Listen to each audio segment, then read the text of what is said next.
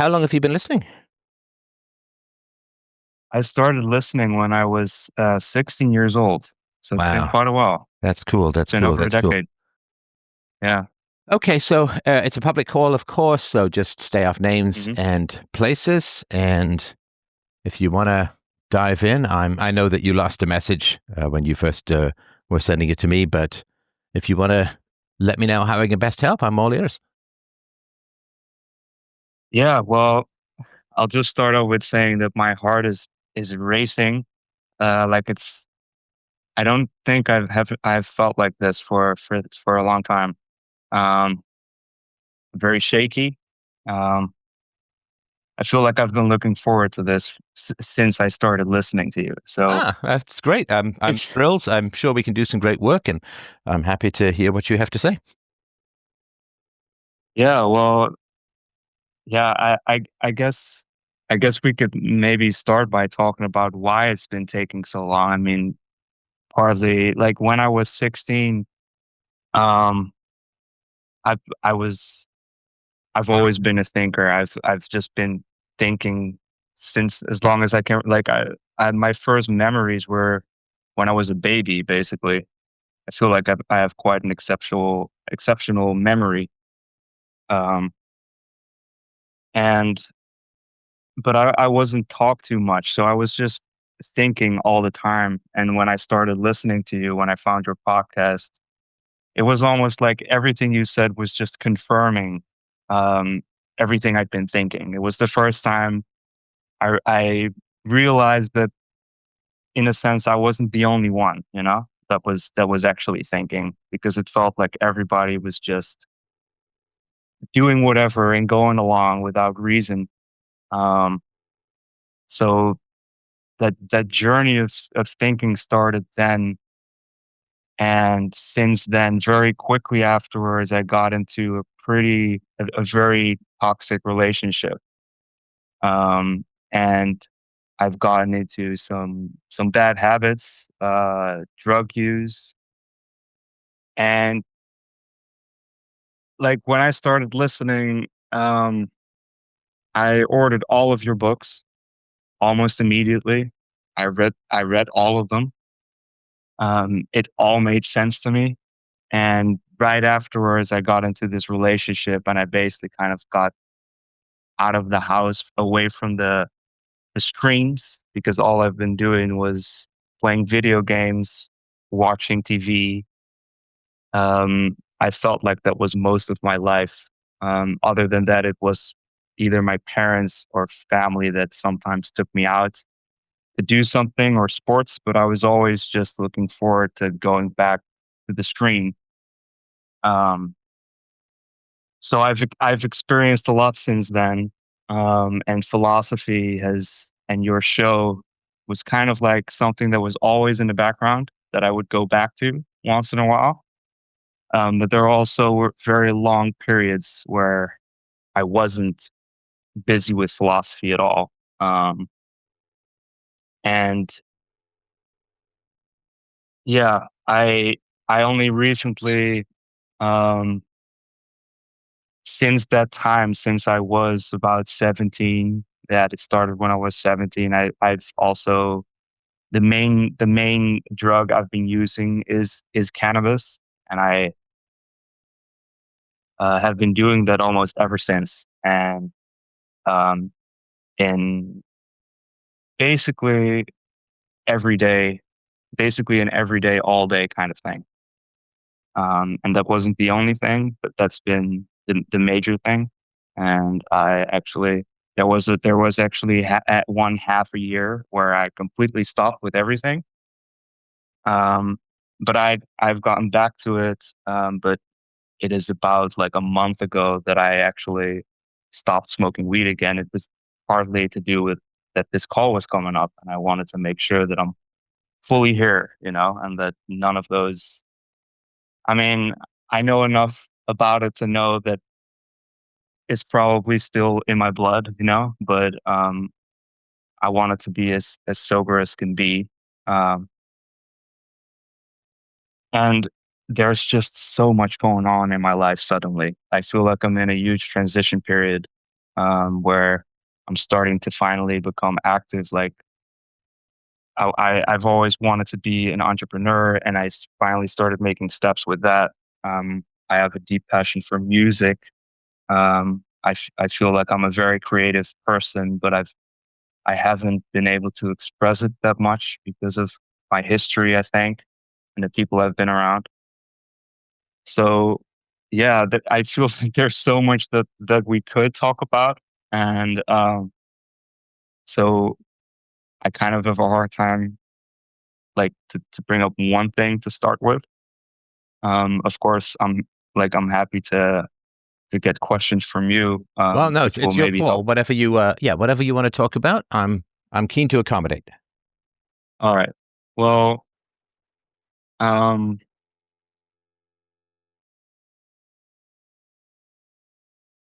maybe something to start with is that I do feel like I have so many different interests, um, and I feel very overwhelmed. Um, Almost like I don't know what to start with. I feel like I'm kind of learning that maybe planning things out and writing things down to a T is not really my style. Things sort of just seem to fall into place when I start doing things. Um, but when it comes, yeah, I don't know. When it comes to, I feel like I've been recently even more active in a business sense. I've been kind of networking. I finally started working, really working since a couple of years, mostly as a freelancer. Um, but I always seem to go back to music and being creative. Um, and I feel like maybe I'm a little bit confused as to which way to go because I would like to be making music all the time, but when I do that, um, well, there's no money coming in, and I don't know yet how I'm gonna get there. And how do you feel when you're talking to me at the moment? I still feel very nervous. Okay. Yeah. So I Feel get very that nervous. because you're kind of Yeah, skimming along the surface of things, yeah, and yeah, that's yeah. totally fine. I understand that. Like it's a weird thing. I do this all the time, and you're doing this once, Mhm. so I completely Yes. understand that. But take a deep breath. We'll have a good chat, and maybe you could tell me what was happening in your childhood. Yeah.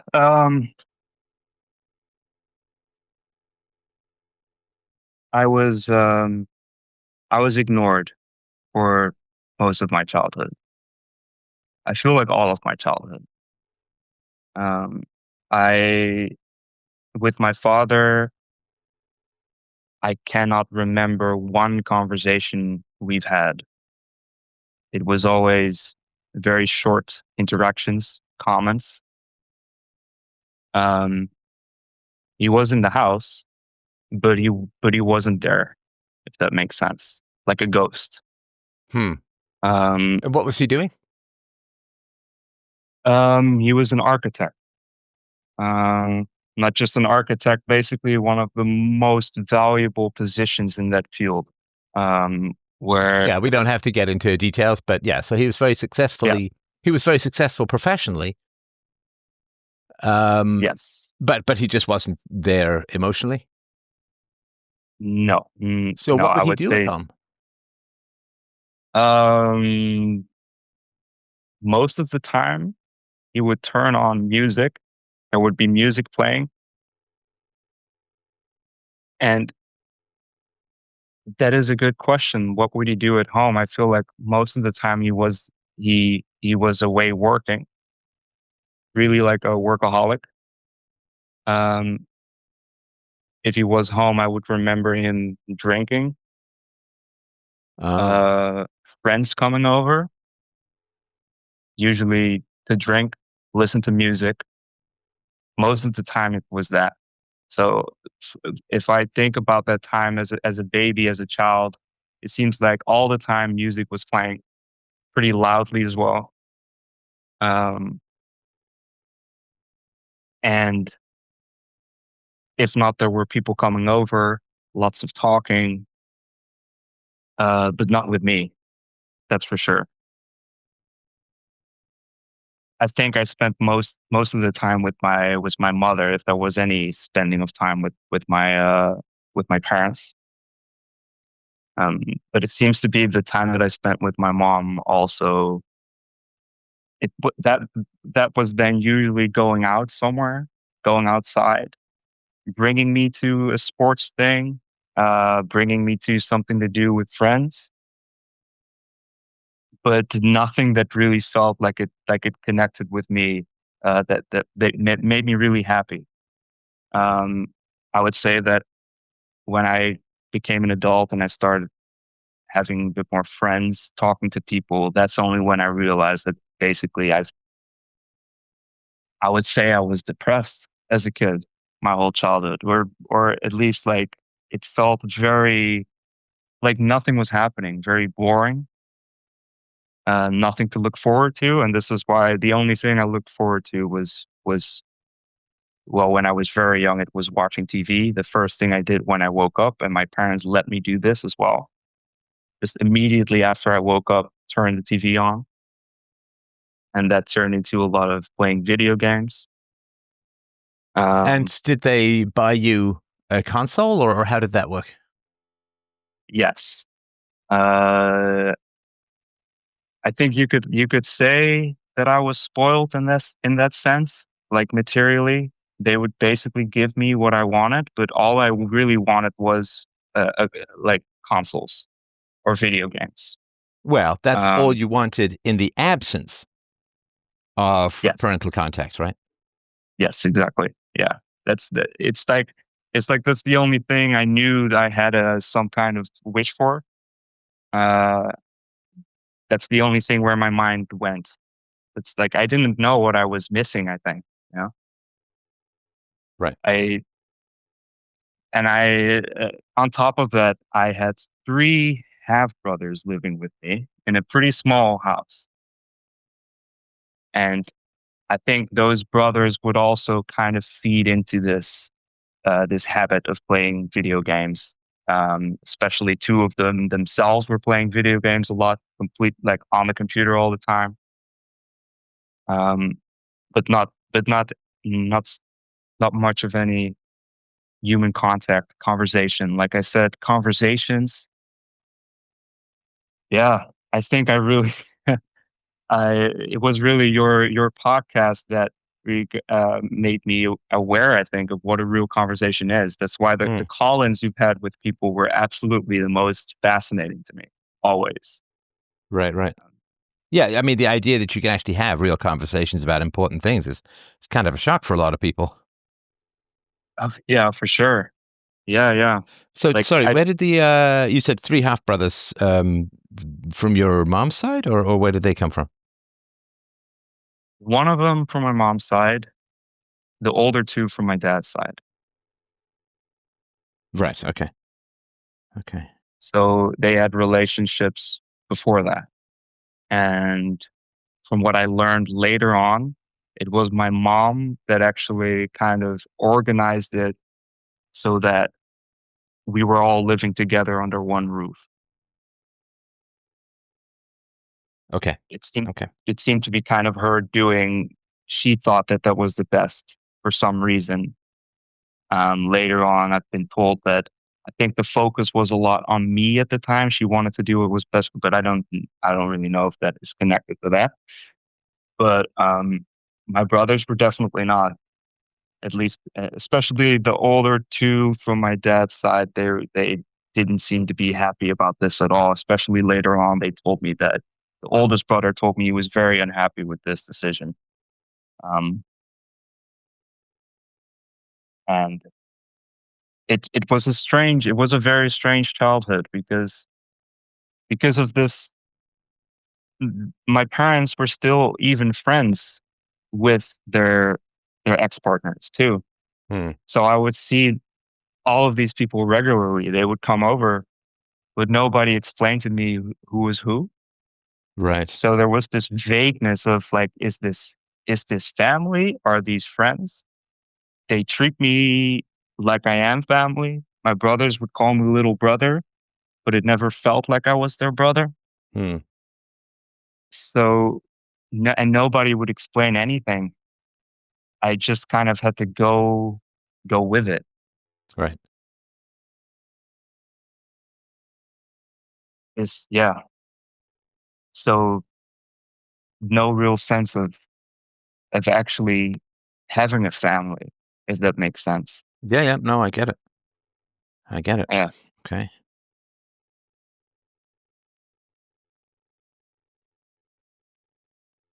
Jumbled. Very jumbled. Okay. hmm Yeah, for sure. The All right. Sorry, go ahead. Yeah, I just wanted to mention that I think it's quite important. The youngest brother is 10 years older than me Oh, already. wow. Okay. Yeah. So that also obviously caused some distance. Uh, they they didn't seem that interested in me at all. The youngest brother, the one that has the same mother, has definitely when I was a baby, when I was young, he did show interest, but um, it's it seemed more like he wanted to have a connection with me, Mm-hmm. but it never really took off. So for me, yeah, I can definitely say they never even felt like friends to me. Right. It it was all like a kind of like a play. Everybody was acting, acting like we are a family, um, Right. Right. especially to the outside. But inside of the house, there was almost no connection. Everybody kept to themselves, in their own room. Well, I was sharing a room with my youngest brother for some time in the beginning, and my brothers would then my oldest brother got, I found out later, basically kicked out of the house by my mom Wow. because yeah, because she wanted there to be a room so that I could have my own room and my youngest brother could have their own room. Um, my How oldest old was brother, he? the oldest brother, Yeah. yeah, I don't actually. Ages are pretty. Just roughly. Like late teens, early 20s. You said he was kicked out, right? Yes, that would have been early 20s. Yeah, Okay. So it wasn't like some crazy thing like he was 16 or something. Okay. no,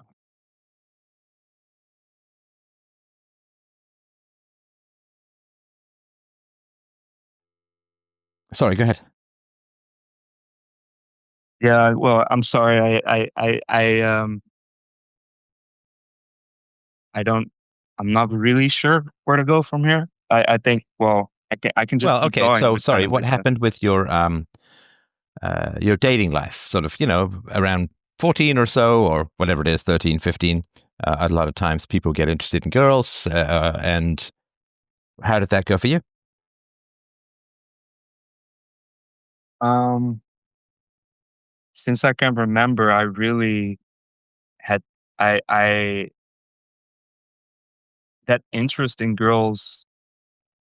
Yeah, I think that did start at around 12, 13, mostly. Before that though, if when I look back, I was already having a lot of attention from girls. I think this has been from yeah, this has always been the case, but I didn't recognize any of that. So it came mostly from the other side. Like I had girls all the girls wanted to hang out with me, wanted to be friends with me, but it did not make sense to me yet. Um, and it was only later in elementary school, along elementary school, there was only one girl that I really felt any kind of attraction towards. And in the last year of elementary school, basically in the holiday between elementary school and high school, is when we suddenly started talking to each other. But this was over the phone, over SMS. um, over internet chatting. Um, and we were talking and talking about how when high school started, because we were going to go to the same high school, actually, we would actually start like actually talking with each other and hanging out, but this never came to be. Something in one of our conversations during that holiday, um, it kind of seems like we were both really scared and afraid, and then kind of chickened out right before the year started. Oh, interesting. Okay. And when it comes to other like right after the first year of high school, there was one girl that I was interested in, had like my first kiss, basically, Yeah. um, at a party where, well, this is important to say too, because I think, yeah, I was 13. It was the first year, maybe the end of the first year. So 13, 14. I actually got really drunk at a party. Suddenly, I don't think I really drank before. Maybe my parents would give me a sip of something at some point. Sure. Um, but yeah, it was like, and actually really drunk. Um, and that was when that kiss happened. And right after, I think even the day after, 2 days after, this girl wanted to continue a relationship, and I basically just rejected her. I Why did you reject her? I think I think mine maybe a mix of being afraid, scared, and not knowing what it really meant, no And sorry, idea how where old to were you go again? from there. This was when I was uh, 13 or 14, around that age. Okay. Um, and also somewhere, I think also a sense of I am not really attracted to her. Like there was the physical Yeah. But you didn't part of that. like her. Yeah. Yeah. Yeah. And there was really not much of conversation either to go off on, you know? Right. Mm. Uh, I do remember that she was extremely sad about this and shocked even, I think, because it seemed like she completely expected it to go somewhere. Uh, Sure. Sure. and this is something that then happened again, I think the next year or 2 years later in high school, kind of a very similar thing where I kind of, even in school, got very touchy with a girl.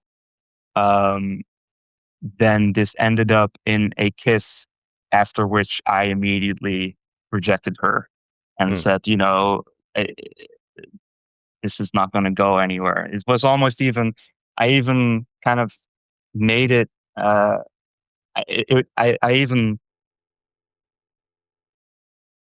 I don't think I really wanted to kiss her even.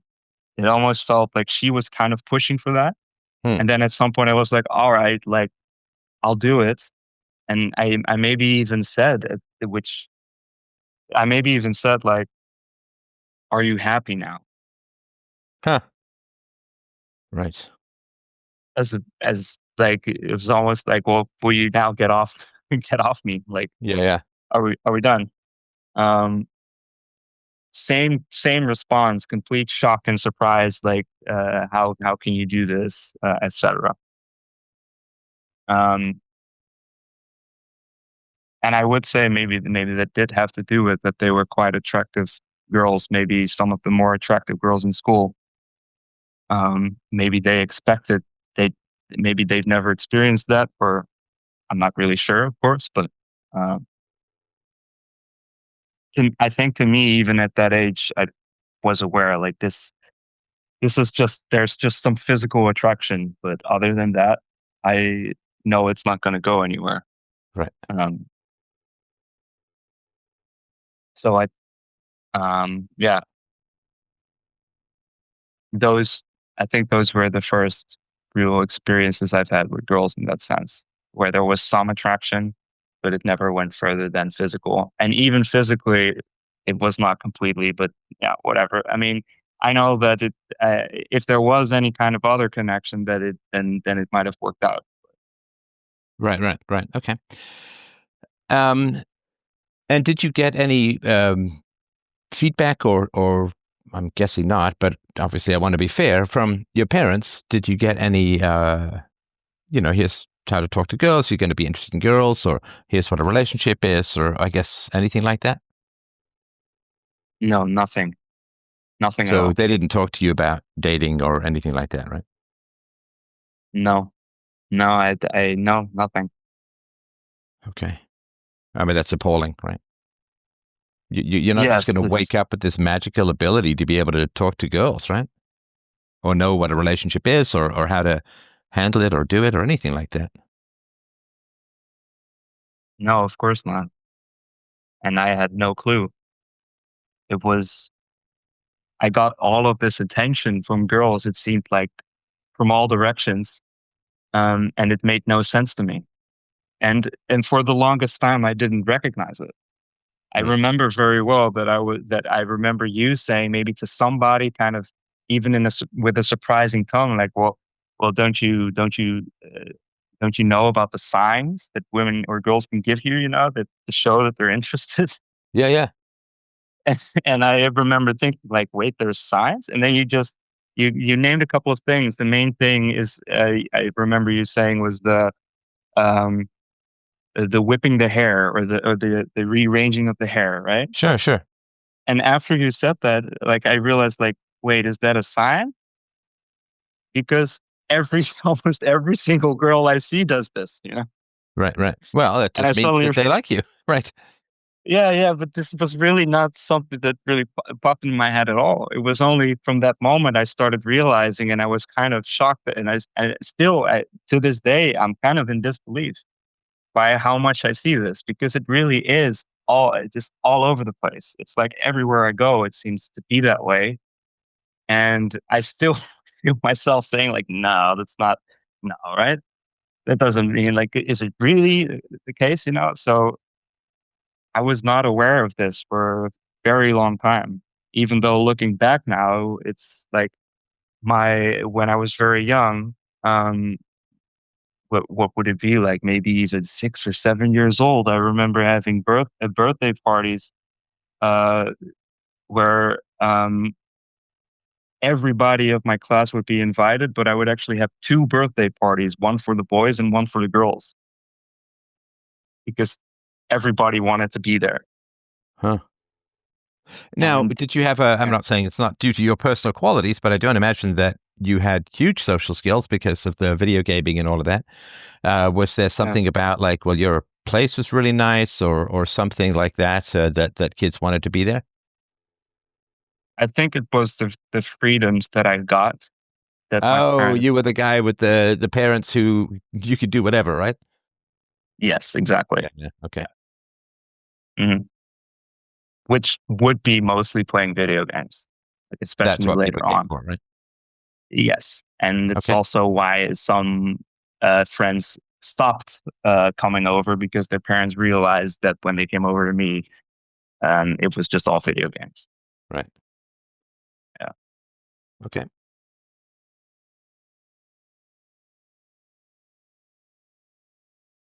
Okay. Got it. yeah.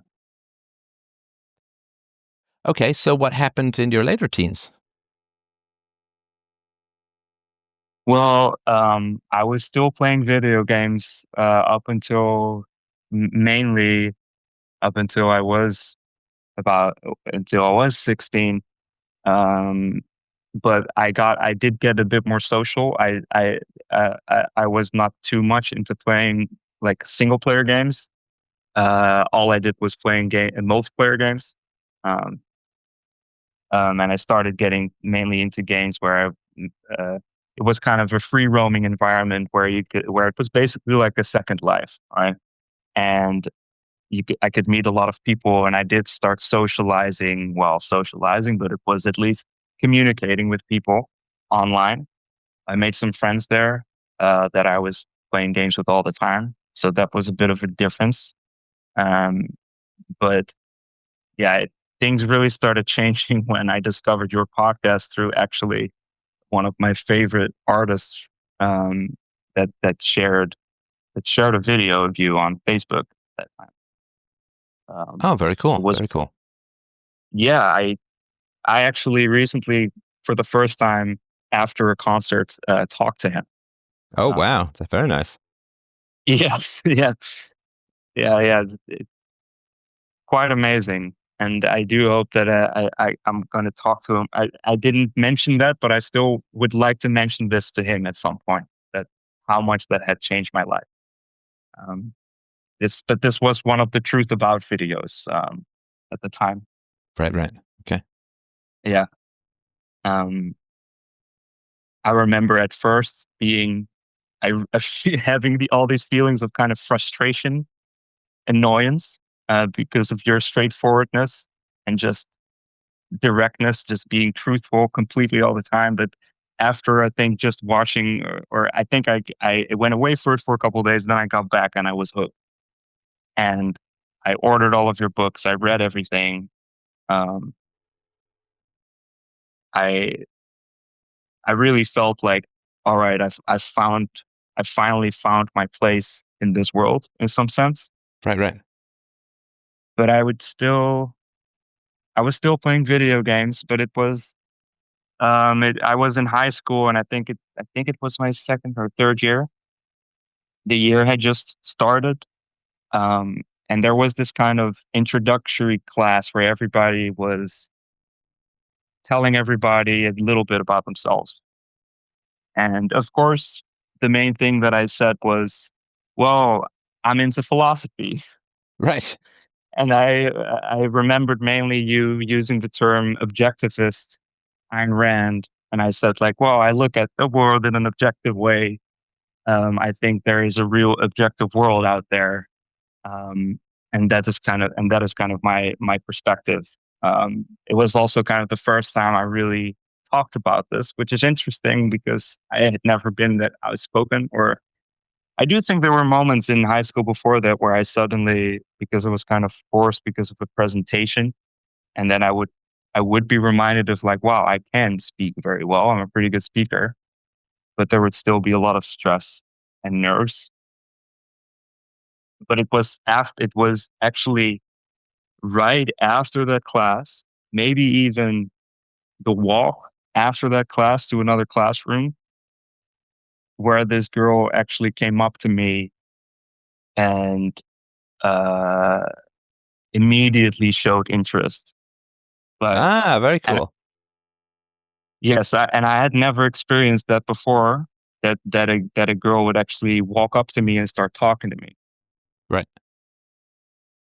And I don't remember exactly what that conversation was about, but I think at least it was about reading, about books. Maybe she had mentioned like, "Oh, can I share a book with you? Can I give you a book soon that you could read?" Because I think it's very interesting. Um, she had caught my eye before, but she felt completely this interesting. Like I did notice her as this kind of special woman in school because she was older than me. She was actually, like, at that point, I was still 16 and she was at least 18 or 19. And so she was also one of the oldest people in school, actually. And this is because she had she had done a couple years, maybe 1 or even 2 years, was 2 years behind. This is why she was still in these classes when she was obviously more of an adult than anybody else. Right, right. And do you know why she had been? I mean, this is a long time ago, I guess, but do you know why she had been left behind?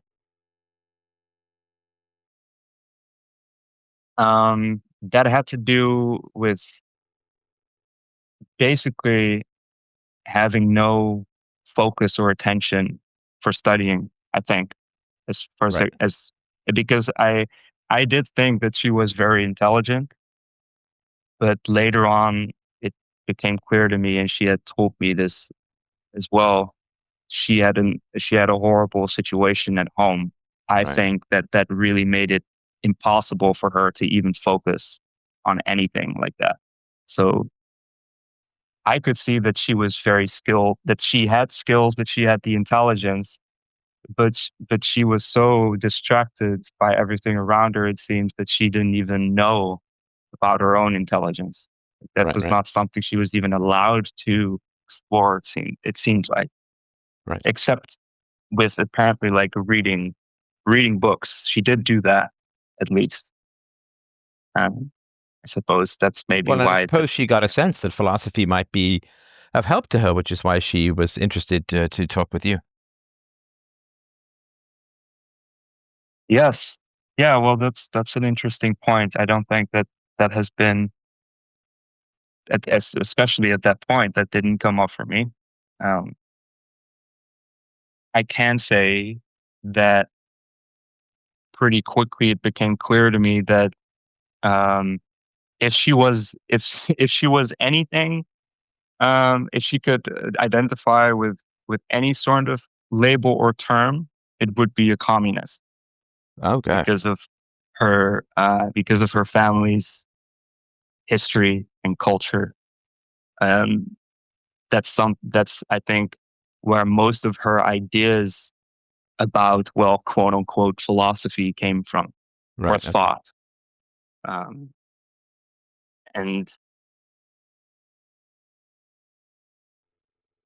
so knowing that, yeah, it's hard for me to gauge what really interested, like, seeing my experience after that, it does kind of seem that maybe she acknowledged that I was smart and that I just started thinking about these things,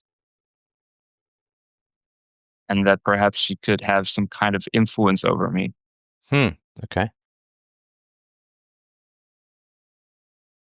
which I guess would kind of make sense if you come from like the communist standpoint, like the control thing, the power thing.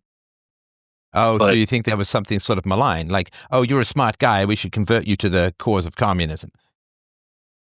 yes, but at the same time, this is not something she really brought up, This is not like she was not trying to convince me of communism.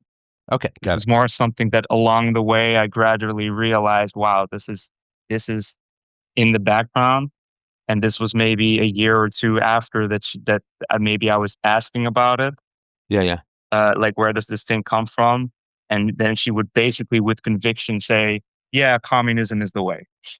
Right, right. Okay. So this was not talked about, but it was definitely ingrained. So I don't know.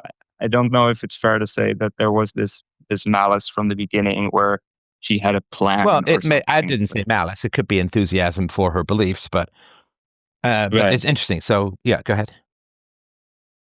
Yeah, so I think that's really where the bad influence is, like where the bad habit started, kind of from that point on. Because up until that point, I was very stern in, like, I never want to drink, which is kind of funny because I think maybe I'd forgotten that I'd already gotten drunk. Well, never Um, want to drink doesn't mean you've never drunk, right? yeah, yeah, true.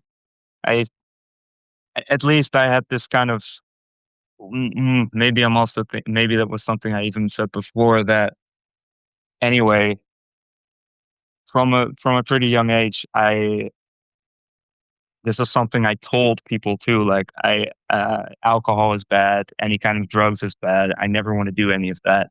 My parents were smokers, drinkers. Um, Not that I really learned anything from that, but I do think that I felt like I've heard enough from the science standpoint to know that those things are not a good idea, because nobody was really talking to me about it. Um, so yeah, she showed a lot of interest in me. I had no idea what to do with this. Then at some point, she kind of just flat out said, "I like you," with expectation, and there was a silence, and I realized, oh, right, I'm supposed to say something now. And sorry, how old were you at this point? This was 16 still. Okay, got it. So this happened fairly fast, I suppose. Yes. Yeah, this happened, I think, maybe a month or two after she approached me. Okay. And I had said, there was a big silence. Then I had very awkwardly said, I liked you too, without conviction, because I was really not sure really what was going on at all. Um, she she walked away. I felt like I needed to do I was just confused. I felt like I needed to hug her or something, which I did. But from that point on, we just started hanging out more, which was also in a pretty like not a normal way, because she at that point she was already hiding this whole thing from her family. Her family was not supposed to know that any of this was going on. Right.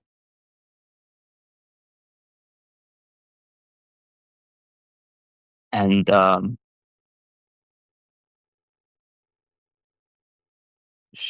she was not doing any drugs at that point either, but I'm sure that she had done some of that before. She suddenly showed interest in drinking. I said no. So she was doing it by herself with some very young friends around her that she was hanging out with. It was clear that she had this kind of group of, I would say, kids around her that followed her. She seemed to have, she seemed to get joy out of being the older person and kind of telling them what to do or what they should do or what's right and what's not right. Um, but at some point, I think I gave in. I started doing this at as well, uh, at some moments, and it really became bad for me when she, because of another girl in school. At some point, I suddenly saw her smoking a cigarette, and I remember that I really felt like I sank through the ground, because I had no idea what to do at that point, because it felt like I was trapped. So I sorry, smoking a cigarette, is that because it reminded you of your parents? I'm I'm not entirely sure. I think it was mostly just that I had said to myself I was never going to do that. Right. Um, but because I already felt kind of like I don't know what the right word is, but I felt like I was kind of attached. I was attached to her in a way I'd never felt before. So it felt like I couldn't do anything about, I couldn't do anything about this. It felt like impossible to leave her. So now I was stuck in a relationship with a girl that did exactly, at least at least that was something I was certain about. Like, I did not want to do that. So that being, because you saw her smoking a cigarette, and I get that that's unpleasant or whatever, but I'm still trying to sort of sort out for myself what it's absolutely unacceptable to date a girl who has smoked a cigarette. Well, I don't think that was even on my mind. Like, it was unacceptable. It was just that I felt very depressed and sad Mhm. about that. And I think I had even told her about that, but that didn't seem to do anything. It was like, well, I hear that you're feeling sad, but this is helping me. So from the beginning, this was her standpoint, that she started telling me she was in pain all the time, and that cigarettes, she realized, was one thing that briefly took that pain away. Okay. And I think not long after seeing her do this consistently, basically getting cigarettes from people all the time, uh, I tried it out with her. Didn't like it at first, but eventually got into the habit as well. Okay. So this And was so something did we she started sort doing of together. facilitate you smoking?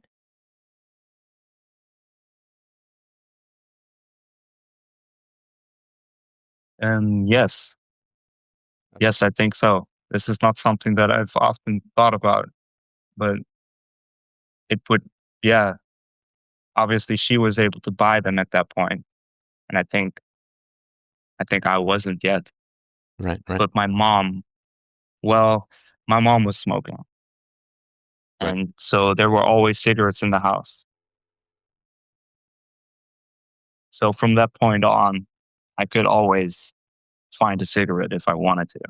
And I'm sure that I don't remember this very clearly, but I think I would also start taking cigarettes from her and taking it with me. So right. yeah, I, Okay, got it. well, I remember now that I think, yeah, she would buy cigarettes, but then she would give them to me to keep them because nobody was supposed to know that she was doing that. Right, okay.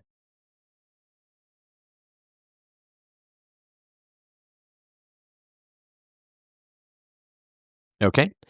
And what happened then? Um, we would just be hanging out after school as much as possible, but there was always this danger hanging above our heads because her family was not supposed to know about it. So it was a very there was no it didn't feel like we were free to do what we wanted really. Hmm, It was always we were never outside, or if we were, it was just close to the school area.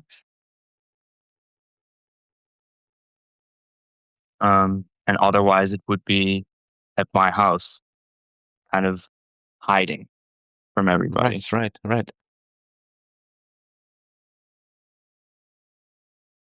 Just like we were always in the dark and Right, nobody was supposed to know. right,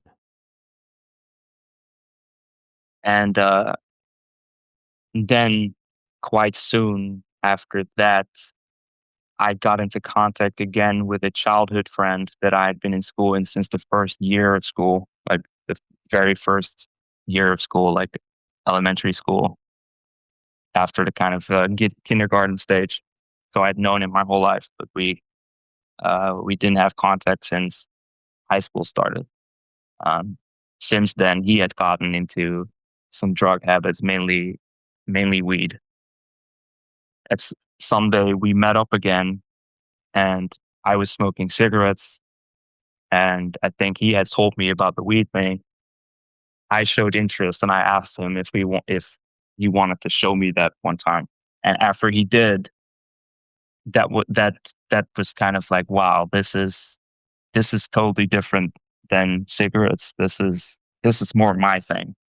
right, And that's when I started inviting my girlfriend then to do that with me. Now that became a habit since then. And right, that okay, was really like the one that stuck. right. And what was because I've never tried weed, and what was the major thing that you found positive about it? I remember very well the first time I did it. I I was at a friend's place, and I lied down on the couch, and there were these just visions and visuals, ideas. Basically, what I remember very clearly that I told everybody, like, "Wow, I have 3 creative ideas of video games, things that could be made into the world that everybody would find cool." And Right, I right, even wrote them down. So it was like almost instantly I got these visions, these creative visions, that just came to me. huh, And I don't think I had experienced that clearly before, where I could see them. Like I could see them in my head. right, right. So it was. Would you think that the ideas were there, and this was a disinhibitor? That that might be the case. Yes. But can you tell me more about what So the the disinhibitor disinhibitor would be? is so it's People, one of the big challenges of creativity is believing in it while you're doing it, and not observing Hmm. yourself and saying, "Oh, this is ridiculous. Like, who am I to?" Or "This isn't working." Or like, I'm actually, believe it or not, I'm going through this right now with my new novel, where I'm like, Hmm. "Does this even work?" Anyway, so yeah, one of the big challenges is to believe in what it is that you're doing while you're doing it, and that is a Hmm. big challenge, because it's very Yeah. easy to just like abandon it, right? And say, "Oh, this isn't working," or "Something's wrong with this," or "Who was I to think that I could do this," or something like that, right? Especially like, for me, like I'm always trying new things with every book. Like I don't know how people like Stephen King or Dean Koontz, so I don't know how they even do it. Like, how do they write the same book over and over again? It would drive me nuts. But Yes. but anyway, they do, and I mean, I guess it works for them. But I'm always trying something new, and because I'm always trying something new, I don't actually know whether anything's going to work because I don't have a formula. If that makes sense. So Yeah, totally. Yeah. yeah, so the big challenge is disinhibiting yourself to the point where you will accept that this can work. Yeah, that makes total sense. I think before that, any ideas that I would have, it would be like, well, this is not real. This is in my head. So abandon. Right. It's Right. like, well, I can't see this. I can't touch this. This is not objective, so to say. So this is nothing. Well, what am I even supposed to do with this? And Right. Right. but Right. if I try to remember, I don't even know if I can't remember very clearly having any kind of creative idea like that. Like Like the they ones that came probably when were you there. took the weed, right? Yes, yeah, that it has never been that clear. I think never. I I might have like I was constantly observing and thinking all the time, and I remember there were moments where, especially parents of my friends, so not my own parents. I remember one moment I was sitting at a picnic table somewhere in nature, and I was just like staring in the distance, very deep into thoughts, but nobody was talking to me. Nobody was conversating with me. So I didn't even have words. I was just, com- I was just perplexed by the world. And I remember this one parent saying like, what are you doing? It seems like you're very deep in thought or something. Like, Right. what's going on with you? And I didn't even know what that meant at that point. I didn't even Right. know how to respond with that. It's just like, well, this is who I am. This is just what I do. I don't know what you would call this, but uh, this is all I do basically. Unless somebody wants something from me, somebody requests something. My parents tell me we need to go there or this, or like, okay, I'll get out of my world and do whatever you want me to do. But it was kind of just like I was completely in the outside world, looking outside, but not so much inside. I don't know if that makes any sense. Yep. It, Yep. Oh, I got it. so it definitely makes sense when you say this because it is in the past month or two, and this is also has to do with that I really met some incredible people also through the Free Domain Discord. I made an incredible friend who I've talked a lot with about this kind of stuff. Um, and this is definitely something that started happening recently where I'm exercising this and learning to trust these visions or like yeah, like you're saying believe in them. Believing is something I never wanted to do. Well, you just have to stop disbelieving, if that makes sense. It's a tough thing to do. Stop disbelieving. Hmm. Yes, To stop just say it is disbelieving. possible that this is good. It is possible, and that's tough. It's very tough for me to believe that about something that is not there yet. Sure. Yeah. Yeah. Yeah. Yeah. But then when I do trust, when there are these rare moments that I do, something really beautiful comes out usually, Sure. and people are like in awe. Are like, whoa, where did you where did you get? Like, how did you come up with this? and I'd be like, I have no idea. Right, right. I don't know. I have no clue, to the point where I'm in disbelief. Like, I can't have come up with this. I must have picked this up somewhere. This it can't be me. I Because I have no idea where it comes from. Almost like I didn't know how this process worked. So for me, it was like, if it just comes out of nothing, then I can't have created this because I don't know where it comes from. This is Right. like the process. Yeah, this is a very, Well, and it's funny because, of course, your parents are creative people, or at least your dad is, and yeah. that he wouldn't talk to you at all about, the challenges and excitements of creativity. I mean, I'm sorry, it's just appalling, this level of neglect that goes on in families. It's just terrible. Yes, yeah, it is appalling. And myself, I've been the past years that I actually did really stop talking to them, which is now like about a year, I would say, and my mom a bit longer than my dad. Um, that that it becomes even more clear. Like, I am appalled by it myself. How can you have a child and not talk about any of this? Right. How can you?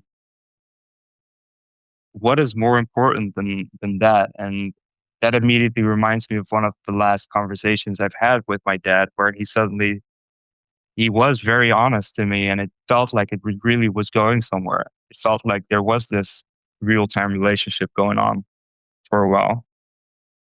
And he suddenly told me that when I was a baby, like an actual baby, they would sometimes leave me alone at home to go drinking in a pub. Sure. Sure. And I was shocked by that. And at the same time, felt like I almost could remember that when he said that. Hmm. That I remember there were nights where I felt so completely alone. Maybe I was crying or screaming and nothing was happening, where to the point you just have to give up and accept that there's nothing out there, nothing that cares. And I feel like that, yeah, it makes sense that when I experienced that as a baby, that really sets the tone for the rest Yeah. of my life, or at least the rest of my childhood. And why do you think your dad said that? Yeah, that's a good question. I I definitely came out of a conversation where I was I made it extra clear more than before that I know that they neglected me. I know that they ignored me, and he started being honest about that. He started admitting to that. He actually said, yes, like, this is true. I was completely busy with my own life, and he started saying, I think I've been depressed for as long as I can remember. Hmm. Um, I guess that's a good moment to say that he himself has never had a dad at all, basically, because his father died very soon after he was born.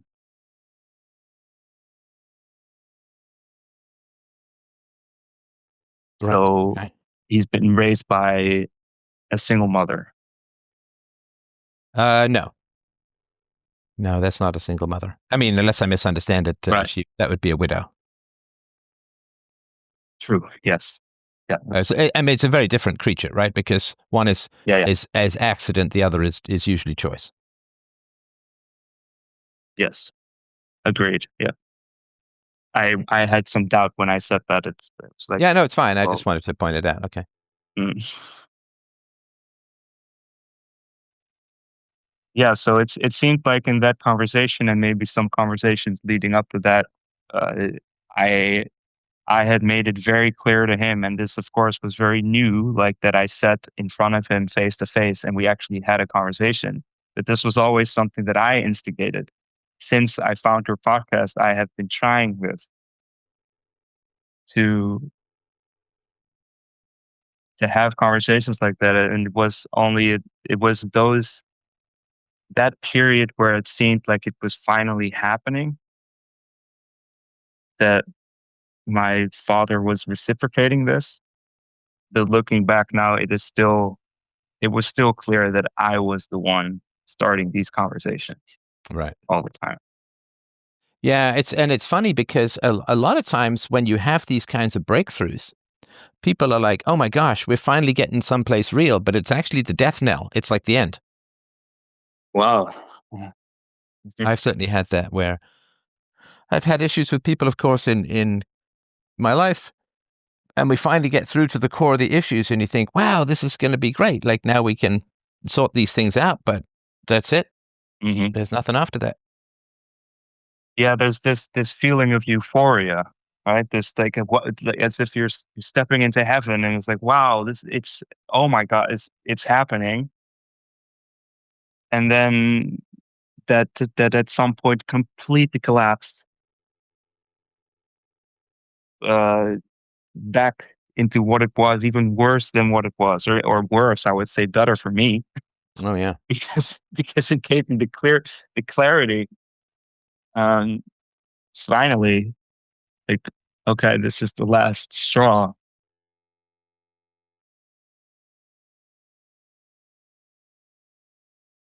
And that was the day when I realized that the next day after I was talking to him, he was going to meet up with my mom, and they have been divorced and separated, which happened when I was around 12, 13 years old. Yeah. They have, just like with their past relationships, have been friends ever since. Still friends, in contact, hanging out, drinking together, I'm sure. And he was going to give her a present the next day. And I read this in his agenda, in his because he would just leave that open in the living room for anybody to read. He had even said at some point that he's fine with that. I read this. I felt again this like sinking sensation, like I was sinking through the ground. And I went to him and I told him this. I told him just like real time relationships. I told him it's exactly how I felt. And it felt like we had a similar conversation before, not so long before that. But his immediate reaction was, "Well, I told you about this. This is none of your business. You don't just don't think about that, you know." And he even started looking away. He ended the eye contact. There was this kind of sort of weird grin going on, the kind of uncomfortable laughing, like, "Wow, you just have to stop thinking about this. This is none of your business. Why do you bother yourself with this?"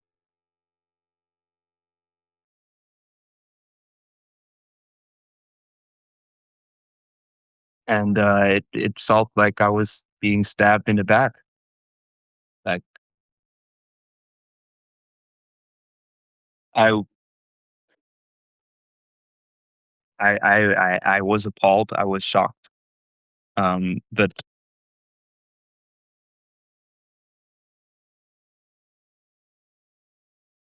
I I said, "Well, I do think it is. I mean, you are my parents. Why why wouldn't this?" Well, I don't know exactly where the words I used, but I it was definitely clear to me. Well, I just told you what I felt, and since then, this has been ringing in my head. I tell you what I feel, and your response is, "That's none of your business."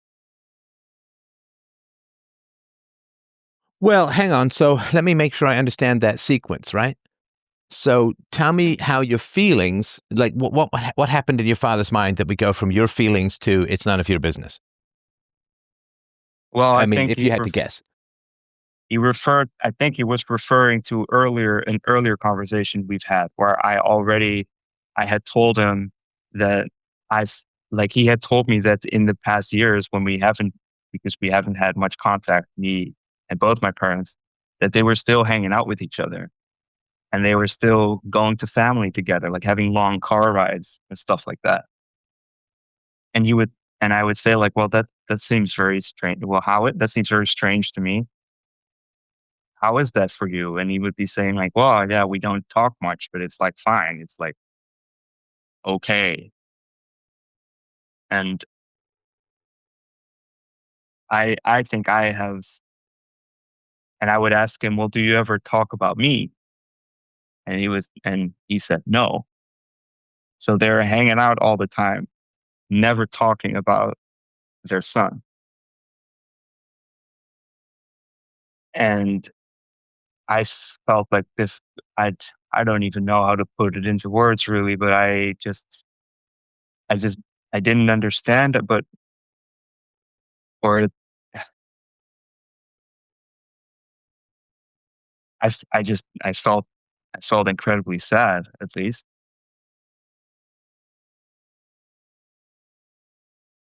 I think I had these questions. I asked him these questions like, how can you, like, why are you doing this? Or don't you feel like, I think I asked, well, don't you think you should talk about me or any family for that matter? And then I think then he had given me a similar response that, well, this is our lives, we can do whatever we want. It's none of your business. Like, why do you care? You shouldn't care. You should care about your own life. That's interesting. He said you should care about your own life. Yeah. Interesting. Okay. I mean, I have some thoughts about that, but I don't want to interrupt if you're in the middle of a thought. No, I think I would like to hear your thought. Yeah. Okay, so let's unpack that because that's really, really powerful. Mhm. So you're saying to your father, do you and mom ever talk about me? And he says no. And you say that seems odd or that seems strange or don't you think you should talk about me or something like that, right? And he says, why do you care? You should worry about your own life. Okay. All right. So listen, I'd like to focus on your dad, but I want to make sure the call is of best or most value to you. So if that works for you, I'm happy to work on that. If you wanted to talk about something else, I can do that too.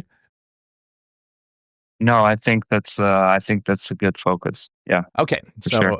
Mhm. your own life. Your own life. Now, you're not a father, I assume. I assume. So No.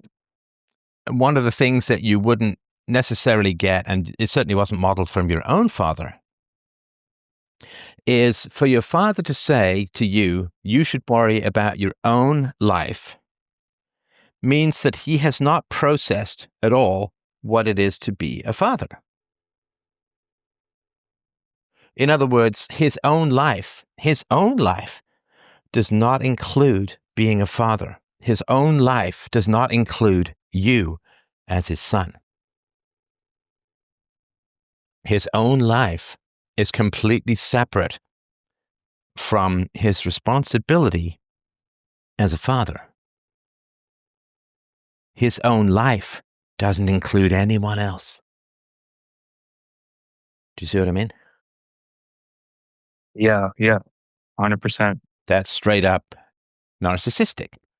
The only thing that matters is my own concerns, my own preferences, my own life, my own wants, my own needs, my own desires, my own thoughts.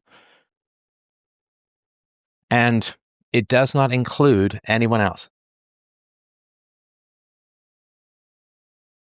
Yes. So he's telling you your life concerns should only and forever be about you. There are no life concerns or thoughts that involve anyone else at all. It's a solipsistic, narcissistic universe of I, me, I. You don't exist to me. Your concerns are only irritants because they don't coincide with what I want in the moment. Does that make sense? Yeah, for sure. Yeah. Now, I'm so sorry. Go ahead, because that's quite a thing to drop. But I wanted to get your thoughts before I continue.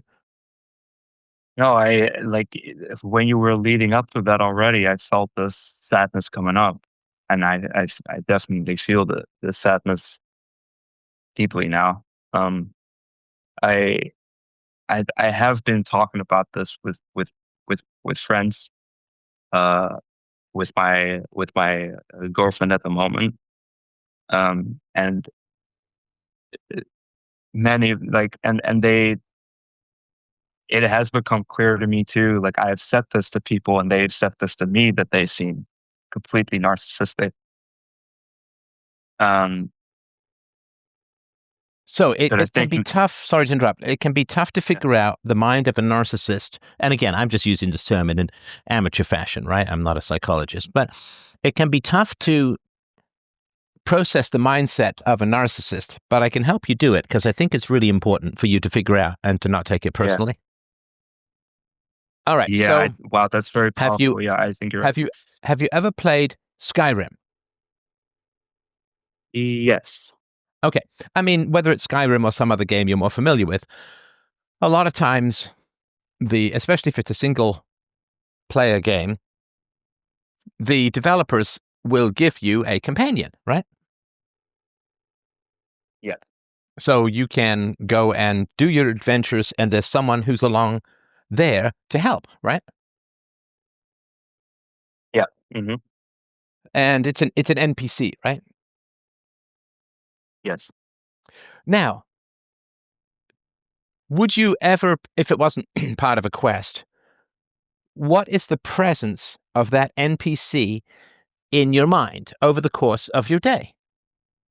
Do you think, oh, I'm not playing the game. I hope the NPC isn't bored. Or, oh, I'm hungry. I wonder if the NPC needs something to eat. Or, I wonder if the NPC had a really cool dream last night. Or, I wonder if the NPC met someone that they might be interested in. I'd love to hear how their day went, right? Yeah, there would be none of that. I mean, that would be kind of psychotic, right? I mean, Yes. that would be not healthy at all, right? No, that wouldn't be healthy. Right. So the NPC is there to help you, and the NPC is not supposed to have any particular needs or preferences of their own, right? They're like a shadow cast of your questing, right? Yeah, it's like they only exist there to aid you, nothing else. Yeah, they're only there to aid you, they're only there to serve you, and they don't have any existence of your own, right? Now, if you're playing the game and you get a call and your favorite band's in town and you got backstage tickets or something like, then what you will do is you will turn off the game and go out and see the band, right? Yeah. Now, would it ever cross your mind at all to say, well, I mean, gosh, I'm in the middle of this quest. I mean, the NPC might want to finish it. Like maybe I shouldn't go to the concert because the NPC that might be inconvenient. They might want to finish the quest and they don't I didn't even ask them if they care about this band or anything like that. Like you simply would shut down the computer with zero thought to the NPC, right? Yes, I thought that if I come back, we would just go back where we started. Right. Right. Now, if you can imagine that the NPC reaches out of the game and says, no, you're not going to that concert. We're right in the middle of a quest. I want to finish this quest. Oh, Right? What would you, imagine such a scenario, right? And the NPC was able to reach out of the computer, rip up the tickets, whatever, like just give me this crazy scenario, right? yeah. So if the NPC were to say, no, I don't want you to go. I want to finish this quest. I don't want you to go see the band. I'm right in the middle. We're right in the middle of doing something here. What would you feel? Well, it would creep the hell out. Well, It sure, would but creep me the hell out. let's like But without the um, creepy side of it. 'Cause, yeah, but uh, how would you feel if the NPC in Skyrim forbade you from going to the concert because the NPC wanted to finish the quest? but this is this has nothing to do with you. This is what I want to do, and you Yeah, have that's no, no. but well, how would you feel? I mean, outside of the incomprehension, I get all of that. But if you just sort of roll with the creative scenario, Mhm. if the NPC said, like, the NPC reached out from the computer screen, grabbed your arm, and said, "You're not going to that concert. We're in the middle of quest here. Stop! Like, what are you doing?" I've, I mean, I've, again, outside of the creepy stuff, wouldn't you just feel kind of annoyed? Like, you're yeah, just an I would feel NPC. pissed. What the hell are you doing? Like, you're a non-player character. I want to go to the concert. What are you doing? Yeah, I'd feel pissed. I'd feel Right. annoyed. So that's your dad. Right. That's your dad. You're just an NPC to him. So when your parents they want to go out drinking, right? And this is why I specifically used the scenario, right? You got a concert Yeah. and you want to go out. You just turn off the computer. I mean, and you would give zero thought to the NPC. You'd be like, well, the NPC is just there to serve me. The NPC, I mean, doesn't have any real needs of its own that are important. I mean, they're just programmed or whatever. And so your parents go out drinking and leave you home in the same way that you go to the concert and don't think about what the NPC wants or needs. Yes, that makes complete sense. And realizing that you are an NPC in other people's minds and lives is chilling, but holy crap, is it liberating. Yeah, So when you're a father and mother go out and when you say, well, shouldn't you talk about me? That's kind of incomprehensible. That's like the NPC saying, well, what do you mean? Like, why aren't you thinking about my needs? That's like, mm, what are you talking about? You're an NPC. Like, I don't know. Worry about your own life. What are you coming to me for? You don't exist for me. yeah, that's a very good way to. That does really help. Um, Putting things into perspective. Well, it's just the start of this liberation. So if you are an NPC in your father's quest, so to speak, right? If you're just there to serve his needs and you don't have any needs of your own, and if you assert any needs of your own, it's just kind of a weird bug or a glitch, then what your father is going to do is he's going to say, look, if you have problems in your life, the way to solve them is to dehumanize other people. Mm, If you, my big advice to you, son, if you've got problems in your life, you've got a magic wand called narcissism that you can wave to turn everyone else into an NPC, and then you don't have any problems. Does that make sense? yeah, yeah. When you say that, because that it does seem like that's basically what he has been saying in those conversations to me. Like that's what's behind everything. Right. So he's giving you his life advice. Turn everyone into an NPC, and your life is simple. And it Right. is, in a way. How complicated is your relationship with your NPC in Skyrim?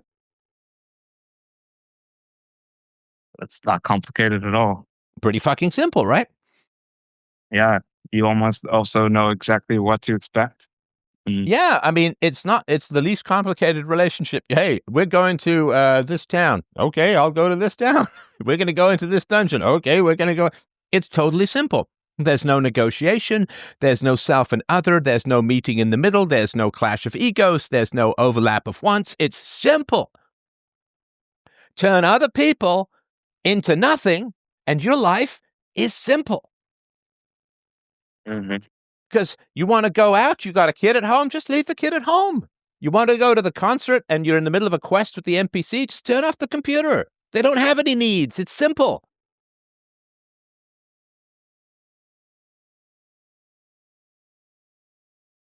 Yeah, that's fair. That's very easy. It's dead simple. Oh, I mean, that's why narcissism is tempting for people. Because when you dehumanize other people, Mm. then you don't have any challenges with negotiations. And you don't have to think about much at all because everything just kind of makes sense in that way. Just like, well, it's just clear this way. I can. Oh, yeah. Like, just he's saying to you, only think of yourself. Don't think about other people's needs. Yeah. Don't think about other people's preferences. Don't think about what they want. Don't give them independent sovereign consciousness. Don't negotiate. Only think of yourself. Yeah, the rest is just a burden then. Yeah, I mean, it's not a fun video game to play if you've got to keep negotiating with the NPC.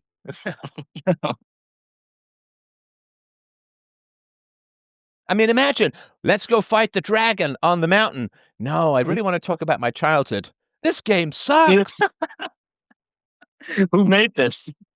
What kind of neurotic programmer is sitting there wanting to talk about their childhood when I want to go fight the dragon on the mountain? Yeah, I didn't sign up for this. I signed up for the dragon. Yeah, let's go explore the caves. I'm just feeling kind of down today. I don't know if I'm up to it. What? Maybe this is the next video game to teach narcissists that there are other human beings. Have an NPC that has its own thoughts and preferences, or like some AI thing, right? Maybe this would be a training game for narcissists or something like that to get them to recognize that it's not all about what they want, need, and prefer, right? Yeah. I mean, you ever go to a town in one of these games because you want to buy some armor and the shop is closed because the guy's on vacation? Nope. Every time you go to the town, he's just standing there, right? Yeah. Right? Does he ever say, I'm just depressed today, man. I think my wife's going to leave me. Nope. He's just like, here's your armor. Give me the gold. There's no needs of his own, right? Other, obviously the exchange thing or whatever, right? But if you want to understand your father, think of the games. You are an NPC. I actually have I think it was in Morrowind. This is just a stupid thing to say, but it sort of, I think, gives this indication. I invest in my NPCs when I'm playing a game, like I care about them. And I remember once, I'm sure you've had this in games where the NPC is usually following behind you, but at some point you turn around and they're not there, right? Yeah. And you're like, oh, man. Where did they get stuck in a canyon? Did I close a door on them? Like, where are they? Right?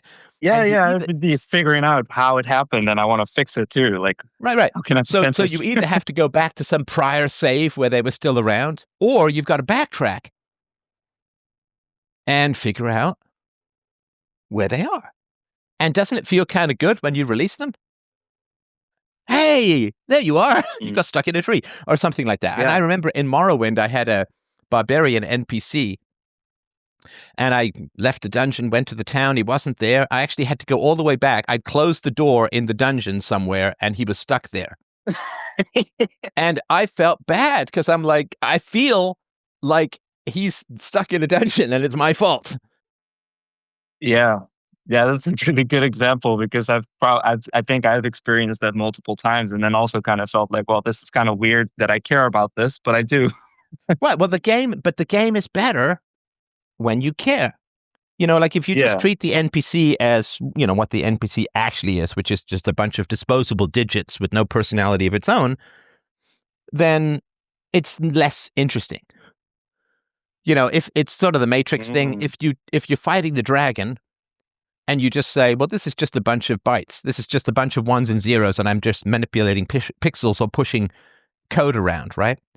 But you have to think, oh, this is real dragon, I'm really saving the princess, my NPC's fighting by my side. Like, you have to invest to make the game good. You have to invest in the reality of the situation. If you dehumanize the NPC too much, then what happens is the game is no fun, right?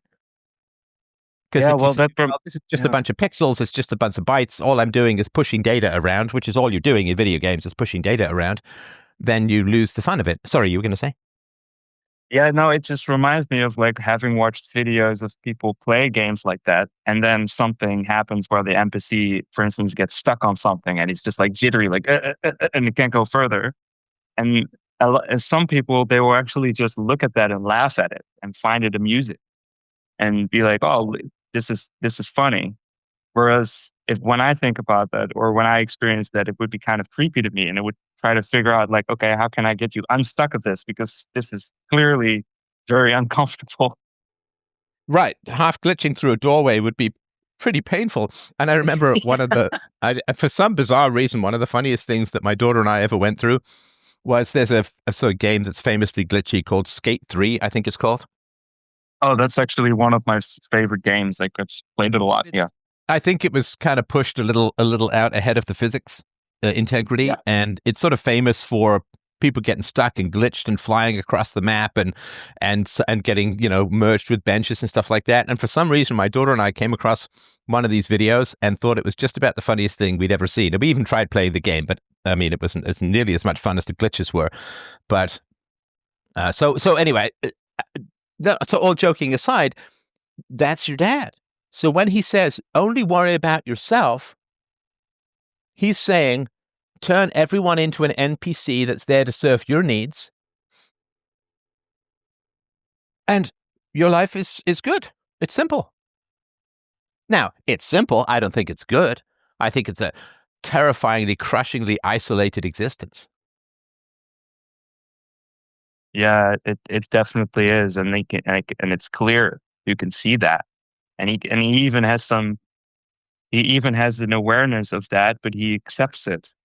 I remember him saying one of those last conversations, "I don't think I'm ever going to find a partner again." And I think I wouldn't even be happy if I had one. I think I'm good on my own. Right. So when he says, I'm not going to be able to find a partner, he's saying, I can't have a relationship with people who are NPCs. Yeah. And the way that I live is treating everyone as an NPC. Yeah. Mm-hmm. So that's the way to understand the mindset. Now, if you were to sit there and if I were to sit there and say, listen, man, you have to treat NPCs as real people. Like real people. What would that mean to you? As I immediately feel exhaustion. I say that because I think I've been trying to do that for a very long time. No, in a video game. Well, like right. If I said, you have to treat the NPCs as real people, you have to try and engage in conversation with them. I don't care if it means you've got to hack the game.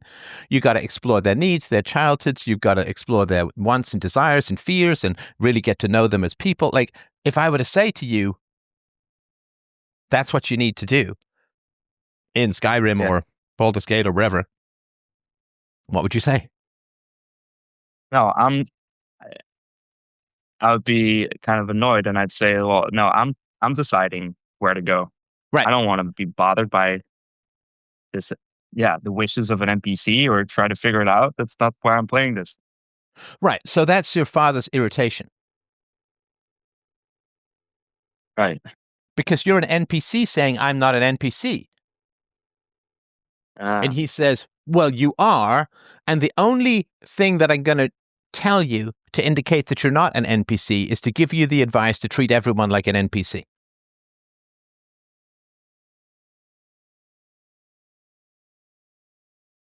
That's how you do it. Right.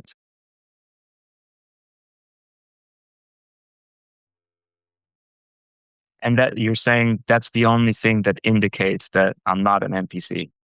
Right. So if your NPC kept bothering you and saying, well, why aren't you thinking about me? And why aren't you talking about me? Like, imagine if you logged into, or you booted up Skyrim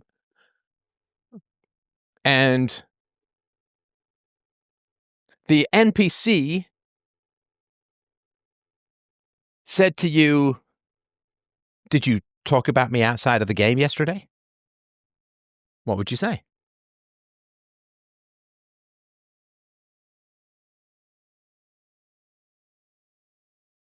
But that shouldn't. That's none of your business. That you shouldn't care about that. That's not the point of this. Right. And that's what your father said to you, right? Yeah.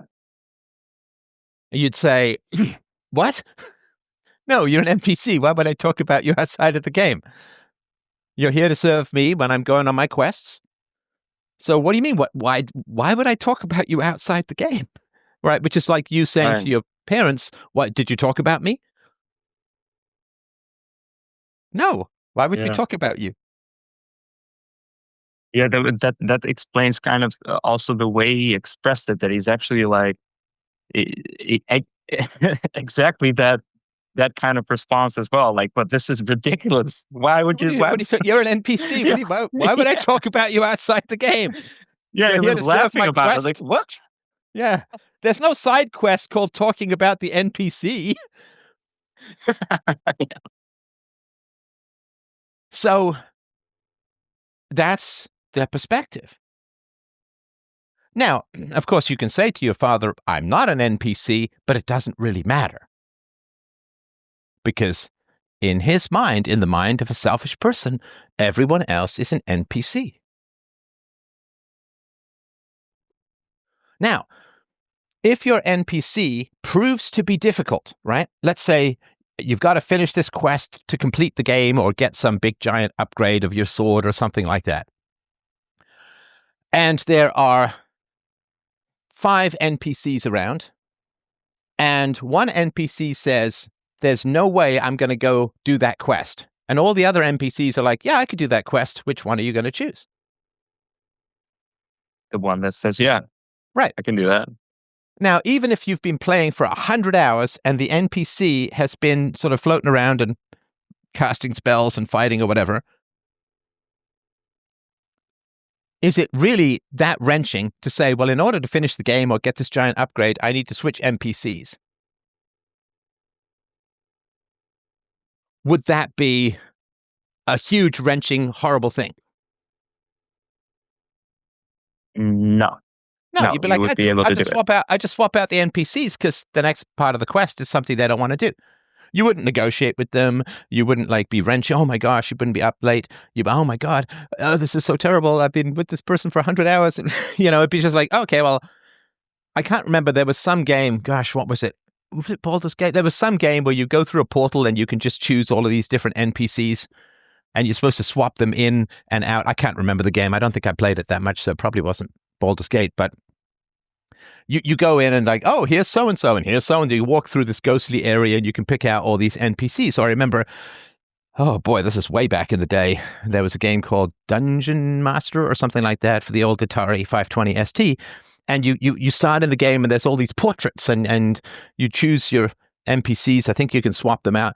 So if you've got a quest and the NPC doesn't want to do it, without regret, you just swap them out, right? Yeah. Okay, so that's why your parents got divorced. Right. It's just like, well, this doesn't get me where I want to go. Yeah, like I'm going on this quest. If you don't want to go on the quest, I mean, that's fine. But, we'll part ways. Right. That's just very simple. Because the quest is never a person. The quest is never a person. The quest is never virtue. The quest is just getting stuff, doing stuff.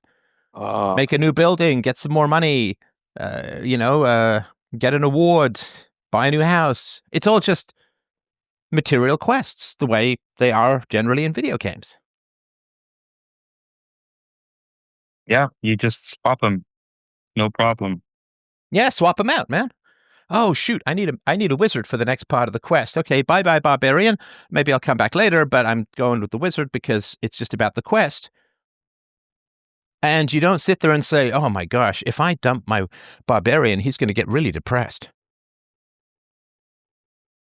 He's going to be really sad. Mm-hmm. No, it's just like, oh, I need some different pixels for the next part of the quest. Right? I need different skills and abilities and blah, blah, blah, right? So that's why your parents get divorced, and that's why there isn't any particular animosity. Because it's like, oh, well, I mean, I guess this NPC is programmed to not come with me on this quest, so, I mean, no hate or anything like that, but I'll just get a different NPC, right? Yeah. And if no NPCs want to go on the quest, or if the NPCs are just difficult. I mean, if you can imagine a game, you have to complete a central quest, but none of the NPCs want to do it. In fact, they'll oppose you doing it. Like they'll steal your armor in the middle of the night, or they'll side with the enemy, or they'll take your gold or something like that, right? So if you have a quest that you want to complete, but the NPCs are just in the way, they make it negative, will you pick any NPCs? No, if I can, I would just do it by myself. They would kind of become like the enemy. Right. In that sense. And that's why your father is saying, I don't think I'm going to get another partner. I think I'm going to just go it alone because the NPCs keep interfering in my quest. Yeah. Yeah. Just makes it more difficult. Oh, yeah, that they're not aiding my quest because my quest is not connection. My quest is not love. My quest is not merging of self and other. My quest is not virtue or any of that stuff. My quest is just getting, making, building, earning, climbing, acquiring, defeating.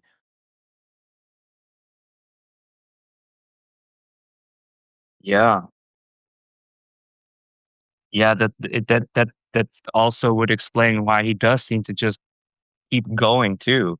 It's like, oh no, I'm going to. It's almost as if he is. Yeah, no, it's definitely that way. Because to me, it's been appalling. It's been appalling. Like, well, why are you living then? What are you doing this for? What's the point?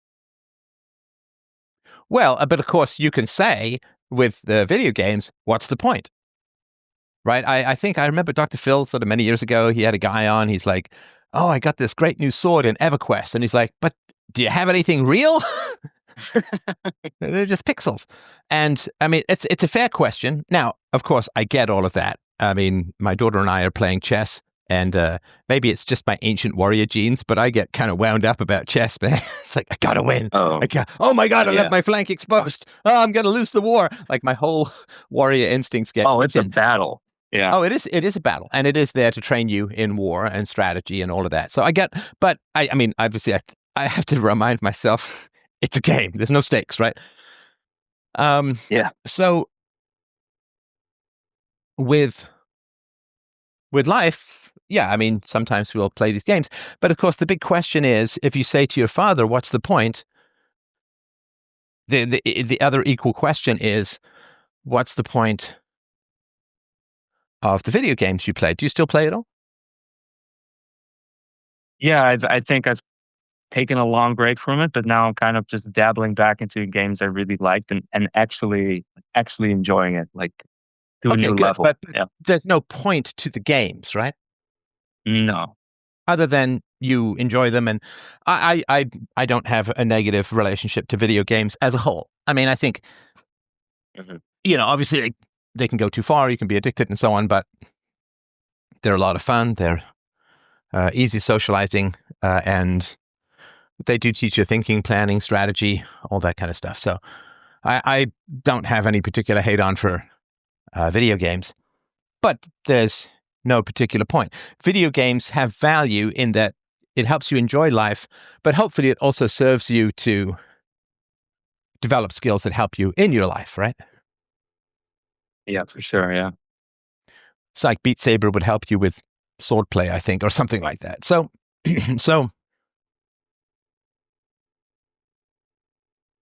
So what I want to sort of get across is that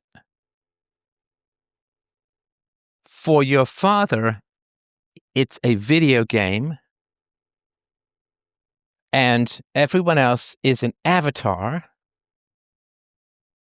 I assume this is true for your mother as well, because if you get a narcissist together with an empath, they simply don't comprehend each other.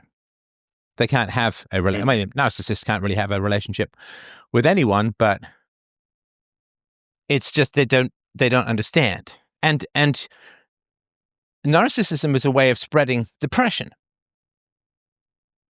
right? Because the narcissist is depressed because they actually have no contact, and they're also living a contradictory lie, which is, I have needs and they're really important. I'm a human being with needs and my needs are really important. Other human beings also have needs, but they're not important. Because, of course, in a game, everybody knows the NPCs are just programmed. Maybe they'll have AI NPCs coming up at some point, but that's obviously a pretty heavy-duty chunk of processing. But everyone knows it's dialogue wheels and trees, and like you can only pick certain responses. It's all just a bunch of programming, right?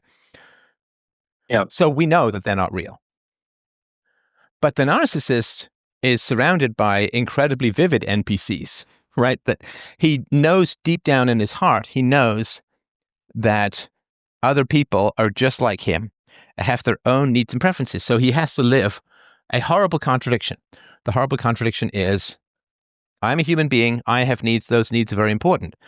Other people are human beings, they have needs, their needs are not important, they're only irritants. My needs are absolutely essential for myself, other people's needs are just an irritant and an annoyance. People are both people and NPCs at the same time. That's a horrible contradiction. And wherever there's a horrible contradiction, there is depression. Because you're simply denying the facts and truth of life. And if you say, everyone else is fundamentally different from me, I have needs, my needs are really important, other people's needs are unimportant, you have just alienated yourself from all of humanity. You have become a solipsistic mirror of self-regard, and you have fundamentally distanced yourself from all of humanity because you're saying, they are human beings, but they're the opposite of me. So imagine if you woke up tomorrow with the certain knowledge, like it wasn't crazy, let's say you had some proof. But let's say you woke up tomorrow with the certain knowledge that you were living in a simulation, a matrix, and there was no way out. You woke up tomorrow, you could see the matrix, everyone was an NPC. It wasn't even like that Jim Carrey movie where he's in a bunch of commercials, like pretending to be real life. But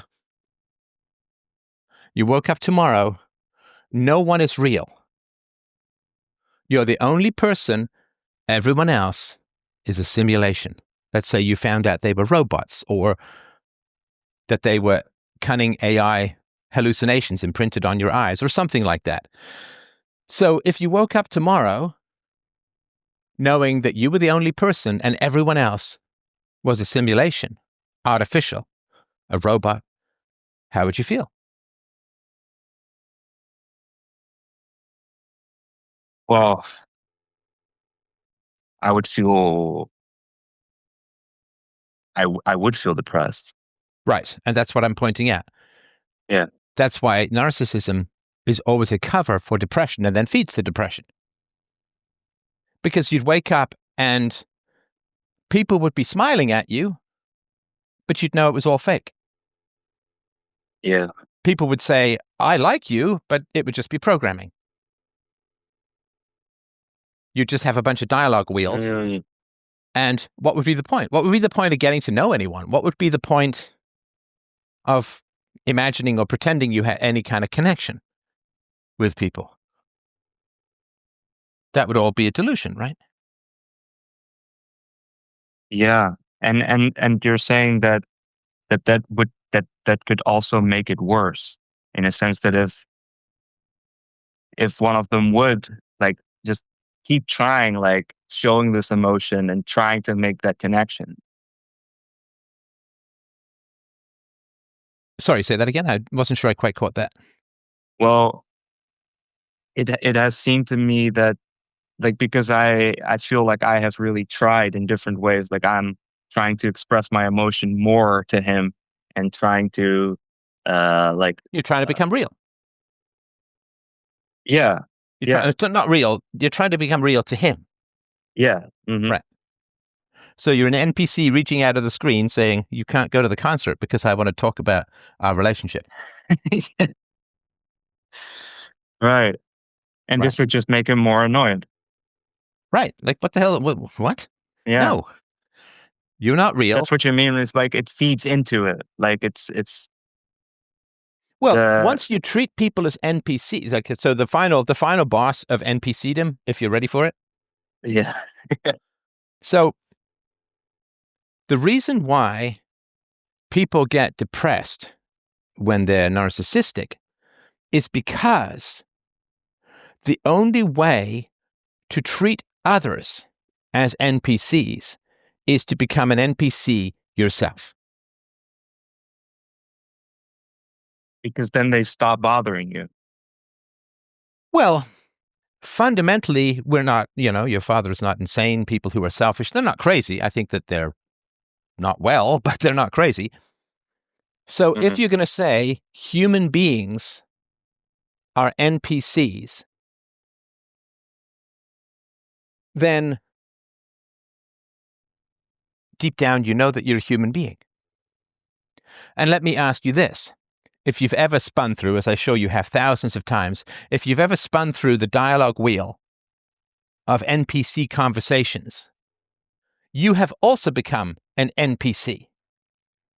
Because you're only choosing from the dialogue options presented by NPCs, which means you have no free will in the interaction. You can't talk about anything you want. You can only talk about the 4 options on the screen. So if you treat people as NPCs, you yourself become an NPC. You are an NPC when you're interacting with an NPC, because it's different from a conversation like this. You couldn't have a conversation like this with someone in Skyrim, right? Right. So when you treat people as NPCs, you become an NPC. So if you treat people as NPCs, what you do is you say, okay, I want something from this person. I want something from this person. So I have to figure out what makes them tick. And then I have to apply positive or negative pressure on them in order to get them to do what I want, right? Yeah. So all you're doing is trying to pick a lock. So by treating people as NPCs, I'm sure that you've had this in video games where you need to get a piece of information from an NPC. And maybe you can try bribe, or maybe you can try intimidate, or maybe you can try a charisma roll, or maybe you can go through the whole dialogue tree and hunt for that particular piece of information that you need, right? You've gone through that process before, right? Yeah. So you're just trying to figure out what combination of luck and skill is needed to unlock the information the NPC has. And so you have become an NPC by seeking out information from an NPC, because the game is giving you very limited options on what you can do to get that information. Does that make sense? Yes. Yeah, I think so. You can't be creative in that sense, right? Yeah, you can't Or like, connect. well, you have to be, in some way, you have to be creative with not in a game. It's not like you can kind of think of a new way to get the solution. It's like you have to use the options given to you. Right. There's no such thing in Skyrim of saying, I really need this information for personal, psychological, moral, or like you can't engage in a conversation. You can't win the person over. You can't become real to that NPC. You just have to plod through the dialogue wheels until you get what you want. So you have limited your own free will to picking from a very predefined set of paths. Like if you wake up in a field, you can go anywhere, right? You can walk in any direction. But if you wake up in a maze and you're hungry, let's say you got to get out of the maze, then you can only go where the maze allows you to go, and you go back and forth until you find your way out of the maze, right? Yeah. Mm-hmm. So waking up in a field is a conversation with a person. Waking up in a maze is very limited. Right. Yeah. Yeah. Yeah, that completely connects with like when I'm growing up, how I felt about conversations as well, like how I felt about going into conversations, Right. And and like, there's, yeah. so sorry, you go ahead. I've had a long old chat, so please go ahead. Well, it just came up for me that like for the longest, yeah, well, because nobody was really talking to me too, but whenever I knew a conversation would be coming up, or I knew I had to interact with, I had to interact with somebody, I felt annoyed, and I just was constantly beforehand thinking about, okay, what can I say? And if I say this, what would the other person say? And if that person says this, what can I say? Um, and that would just be, it wouldn't be real in that, or it wouldn't feel real in that sense anymore. And it would just be like, basically like a game and figuring out what is the best way to get, well, for me, usually would be what's the quickest way to get out of this? Right. Or if you want something, and this is so people rehearse conversations because they know that they're dealing with NPCs. Mm, So you have to figure out the right. input outputs that you have to pursue, the maze paths that you have to pursue in order to get what you want. Yes. Yeah. Yeah. That's why when you said the maze thing, it's like, I immediately thought of that. That makes sense. Why? Yeah. So if let's say my wife wants to go to a farmer's market, right? Now, I don't particularly love farmer's markets, but I love my wife. So she doesn't have to sit there and say, well, okay, how am I going to get my husband to go to a farmer's market? Okay, well, I went with him to a Renaissance fair, so, whatever. Like, so I can bring that up, or, I can point out that he hasn't been getting much sunshine lately, or I can say that we can pick up some healthy food, or I can say, well, let's stop at an electronics store on the way home and you can browse stuff you're never going to buy. Like, she would have to sit there and say, what combination of positive or negative incentives can I arrange in order to get my husband to come with me to the farmer's market? But she doesn't have to do any of that. She has to say, Right. I'd really like it if we went to the farmer's market today. And assuming I have the time and ability to do it, I'm like, great, let's go. Do I love farmer's markets? No, but I love time with my wife and I love her and I want to make her happy. So her happiness is my happiness. And I also know, and this is not a bargain, but it's just based upon almost a quarter century of knowing her. I also know that if I want her to do something that she's not particularly in love with, she'll do it too. So we don't have to rehearse all of these things, because we're not dealing with NPCs. Mm. Yeah. Yeah. That's just amazing when you see that difference. Yeah. But when you describe the difference too, like, and this is definitely what I've been experienced in the years, basically more so since I left the house and I started living by myself and actually exploring the world. Kind of amazed by this, even that exists. And also kind of overwhelmed with that kind of all that freedom, and feeling like, yeah, like I don't have to think about those things. I don't have to worry about those things. So are you ready to take on the drug use? Yeah. Okay. So that's why I asked you earlier what your experience of marijuana was. And we did talk about it. And I know I led the conversation, but I think you agreed. And if you don't, obviously let me know. But it seemed to me that marijuana had some effect of disinhibiting, which alcohol does for some people as well, to just disinhibit Yeah. people. And you said you got like ideas for like 3 really great creative video games out of that, right? Yeah. Right. So the purpose of drugs for most people is to de-NPC them. Because NPCs is inhibition. Well, I can't just state what I think and feel and like and prefer. I have to navigate this maze of trying to get what I want by finding the right buttons of rewards and punishments to push in other people. So Right. NPC is to be inhibited. In the same way, if you're stuck in a maze, you're inhibited in where you can go as to where the maze passages are, right? Mm-hmm. So drugs, for most people, is an attempt to escape the inhibitions of NPC programming. Yeah. Mm-hmm.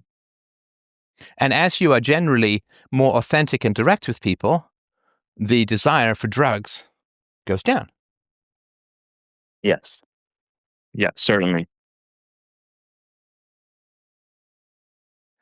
So the last thing that I would say, and obviously I'm happy to get your feedback going forward, but the last thing I'll say is this. If you suddenly found out that your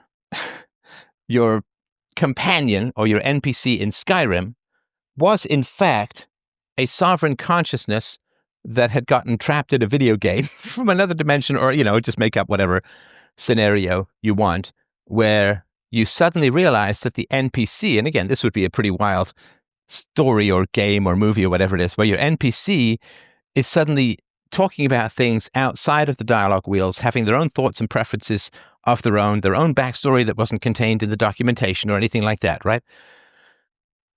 That would be a wild experience to wake up to the NPC, right?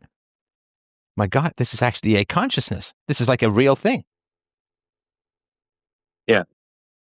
Now, if the NPC, you wake up to the NPC, and the NPC were to say, bro, you treated me like shit for like 2 years.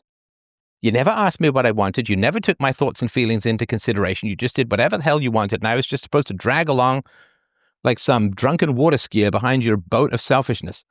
Why? Like, you treated me like shit, bro. What would you say?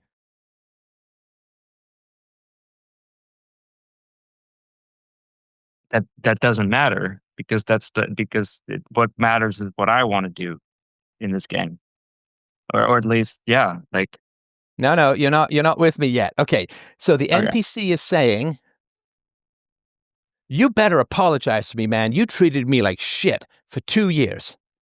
You just did whatever the hell you wanted to, and you just never asked me anything. You treated me like shit. You asshole. Or whatever, right? What would you say in return? How would you defend yourself?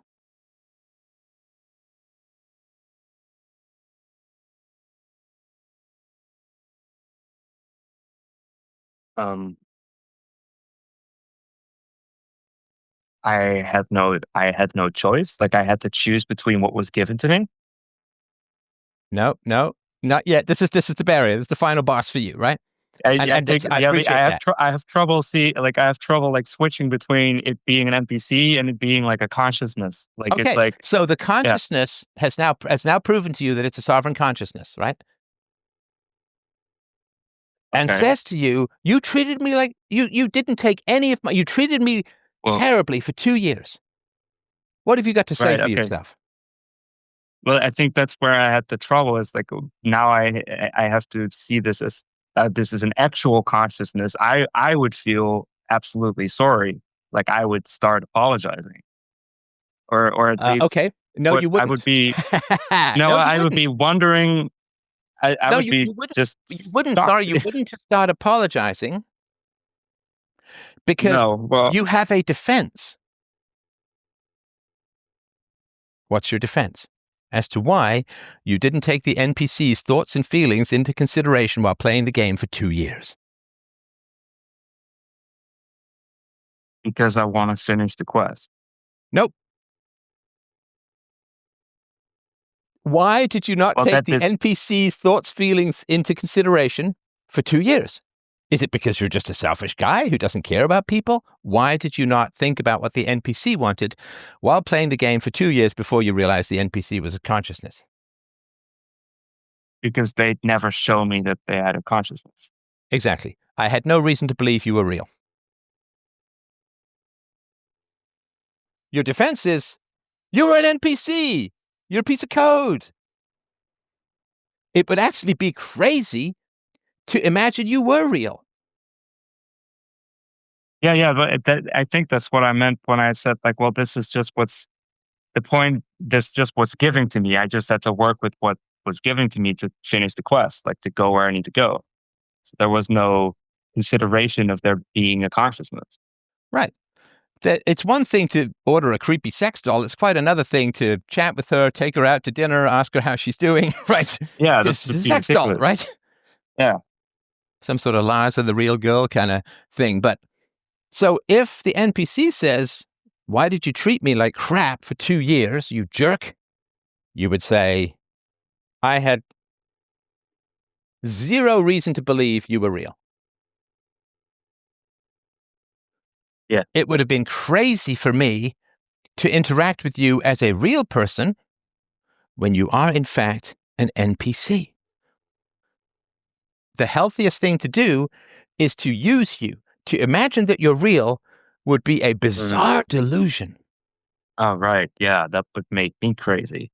Right. That's empathy for your father.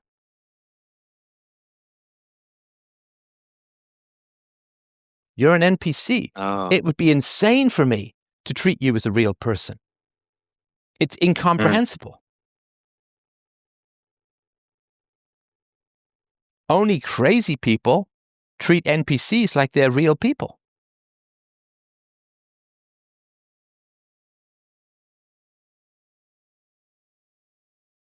And that's why he says to you, that's why I really wanted to focus on your dad. That's why he said to you, man, just what do you care? Worry about yourself. Just be an NPC. Treat people as NPCs. Right. I think they have my mom and or my dad have even said something like that. Well, you're just making yourself crazy like this. You're just go like, Yeah, if you why start would you? taking everyone's needs and thoughts and feelings into Yeah, consideration, you can't play the game. Like, you're just going to go nuts. yeah, Right. So pretending that robots are people is crazy. Pretending NPCs are people is crazy.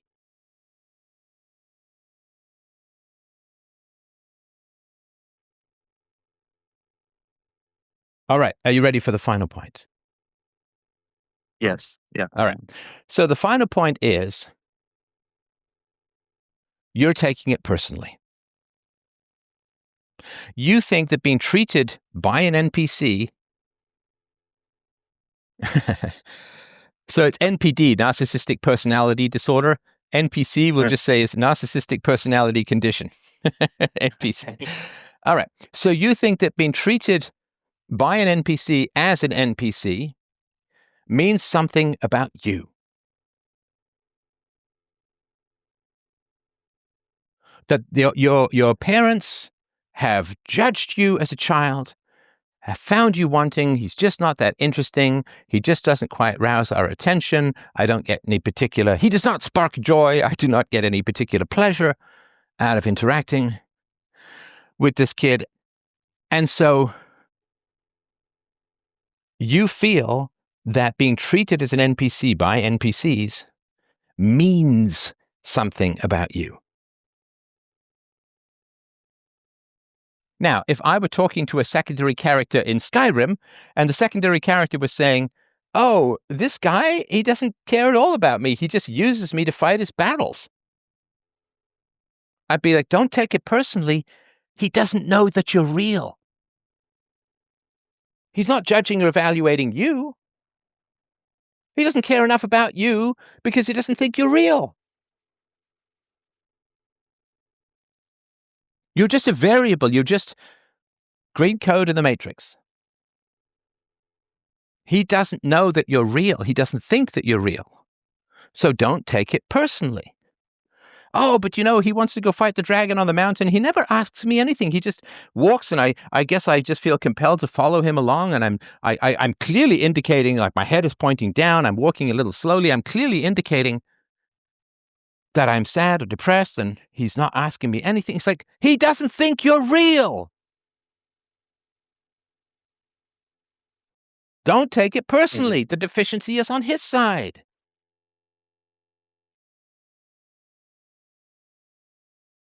Right.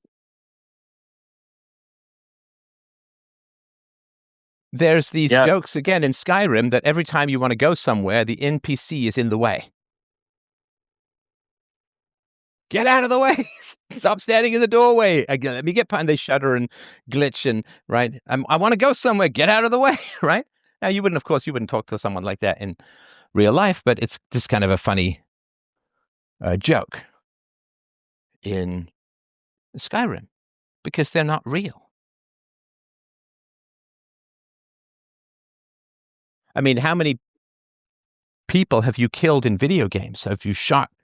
Zoomed in sniper style, Unreal Tournament style, or whatever it is, Halo. How many people have you shot in video games? It's not real.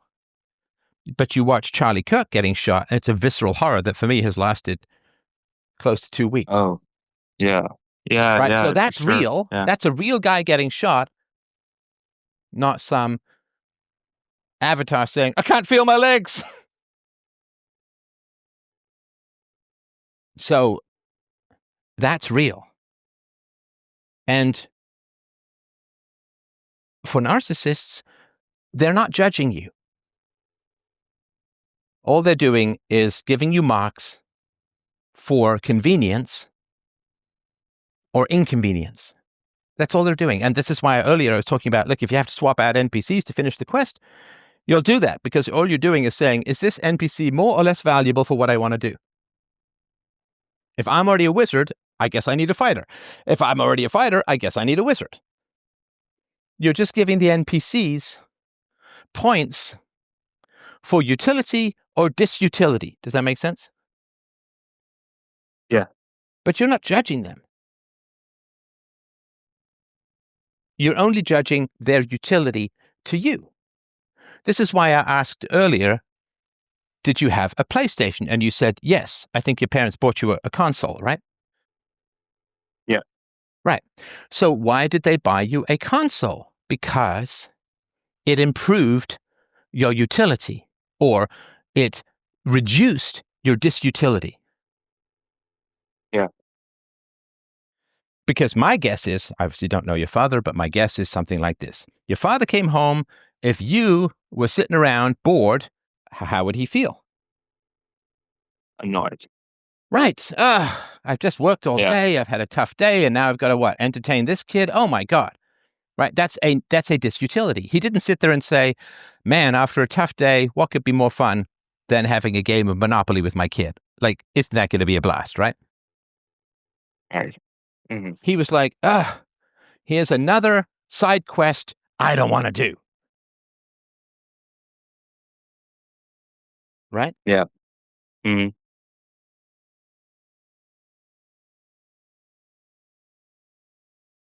So that's bad for him. That's a negative for him, right? Yeah. So what does he do? How does he remove, reduce, or eliminate that side quest?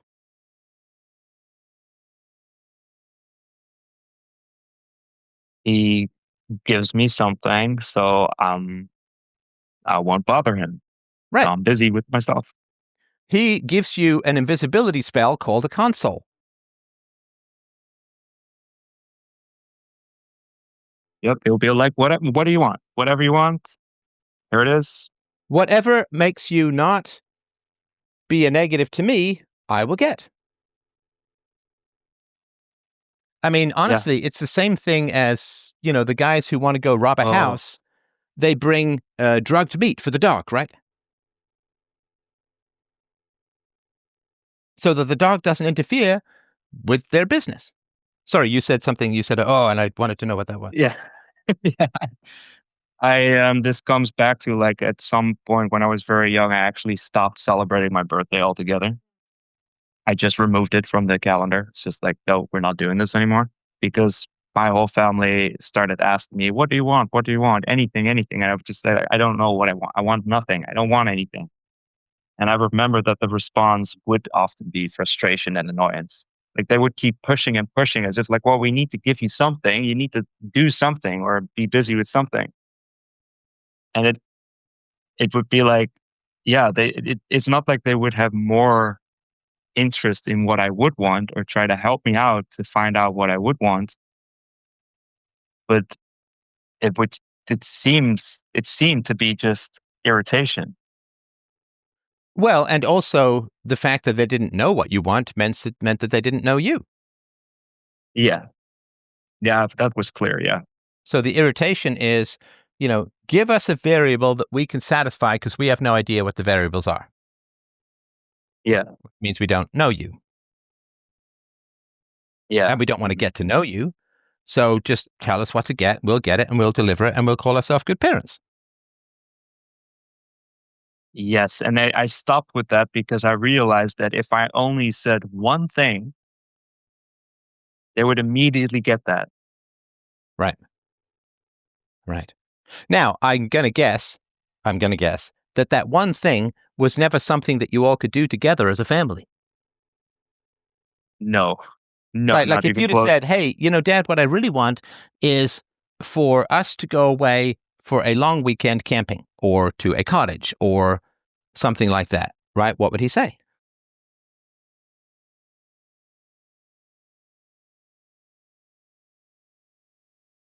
Well, it's hard for me to imagine. Um, Well, but what would he say? See, what I really want for my birthday, Dad, is let's you and I go to a resort for a long weekend and spend some great time together. uh, well, he would be like, "Well, I'd have to put this aside, and I'd have to figure out when we could do that, and it probably won't work out. Like I'm busy with work." Yeah, it's Uh, inconvenient, right? It has negative utility points for him. yeah. Well, the interesting thing is that at some point there was one specific period where he suddenly arranged, like he's thought of this idea of like, well, okay, now we're going to just. How would you like going to a zoo? And like every month we'll go to a new zoo. Right. And he just out of nowhere came with that idea, and I was like, well, okay, I guess we could try. We could like, and it. I remember these trips as to be like very uncomfortable and awkward, and after a couple times, I think I would even say like, well, let's not do this anymore because it's just making me more depressed. Yeah, because you're not connecting, right? Yeah. Hmm. Right. So the journey towards the NPC state of mind, we don't really have to get into that. I'll maybe do a show on that at some point, but we don't really have to get into it. But the point is that your Yeah. father, did he become an NPC, or let's just say, was he selfish did he become selfish over the course of you knowing him, or was he selfish as far back as you can remember?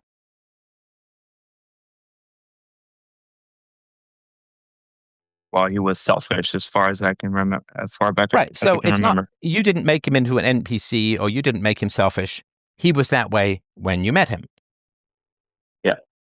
Now, why? So, and to go back to the scenario where I said, what if you found the NPC in Skyrim was actually a sovereign consciousness whose needs you'd been ignoring for a couple of years and they were outraged? You'd say, I'm sorry, right? So apologizing is what the narcissist is always avoiding. And that means that the narcissist cannot process your independent existence because it would mean endless apologizing for having been so selfish. And once somebody has, I don't know, maybe it's some brain thing deep down or whatever, but I think that the way that it goes is we're all tempted by little selfish things and then we're all tempted by justifying things. And I think that narcissism, I don't think it just emerges, like maybe with severe trauma or something like that, but not just the death of a father, because that happens throughout evolution. That's happened quite a bit. But I think what happens is there's little selfish choices. You do something at the expense of someone else, and then you just justify it. Yeah. And then because you've justified it, it's easier to do it the next time. It's like, how do Yeah. people become fat if they're not sort of fat as kids? Well, they say, oh, I deserve a treat. I've worked really hard. I deserve a treat.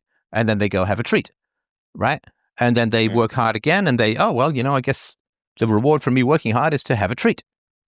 So they have another treat. And so the justifications breed the behavior, which breed the requirement for additional justifications, which then causes further. So I think it kind of goes exponentially up from initial choices. I should kind of, by the by, it's what I'm writing my novel about, these little choices at the beginning of things that lead to vastly different lives later on. So I think that for your father, whatever environmental stimuli and whatever choices he made, there's only a certain number of choices you can make before you can't turn back. Yeah. So let me ask you this. Do you think that it's possible for you to go out into the world and treat people as NPCs? Do you think that it would emotionally, I don't mean intellectually, emotionally, is it possible for you to go out into the world and to treat people as utility objects that only serve your pleasures and preferences? No. It's not possible. It's an involuntary mechanism, right? Yeah, I can't do it. Yeah. You can't do it. I can't sit there and look at my wife and say, well, she's just a utility object for my preference, right? I always want to think about what she thinks and feels and so on, right? So it is as impossible for your father to empathize with you as it is for you to not empathize with others. He can't turn it on any more than you can turn it off. You're asking the impossible. Just as if you were to say, well, the only way that I can be happy is to stop caring about what anyone else thinks and feels and to pretend that they're NPCs and not real. You can't do that because it's kind of hardwired and baked into, both maybe some genetics, maybe some, certainly some environment, but I would say a lot of choices. He can't empathize any more than you can de-empathize.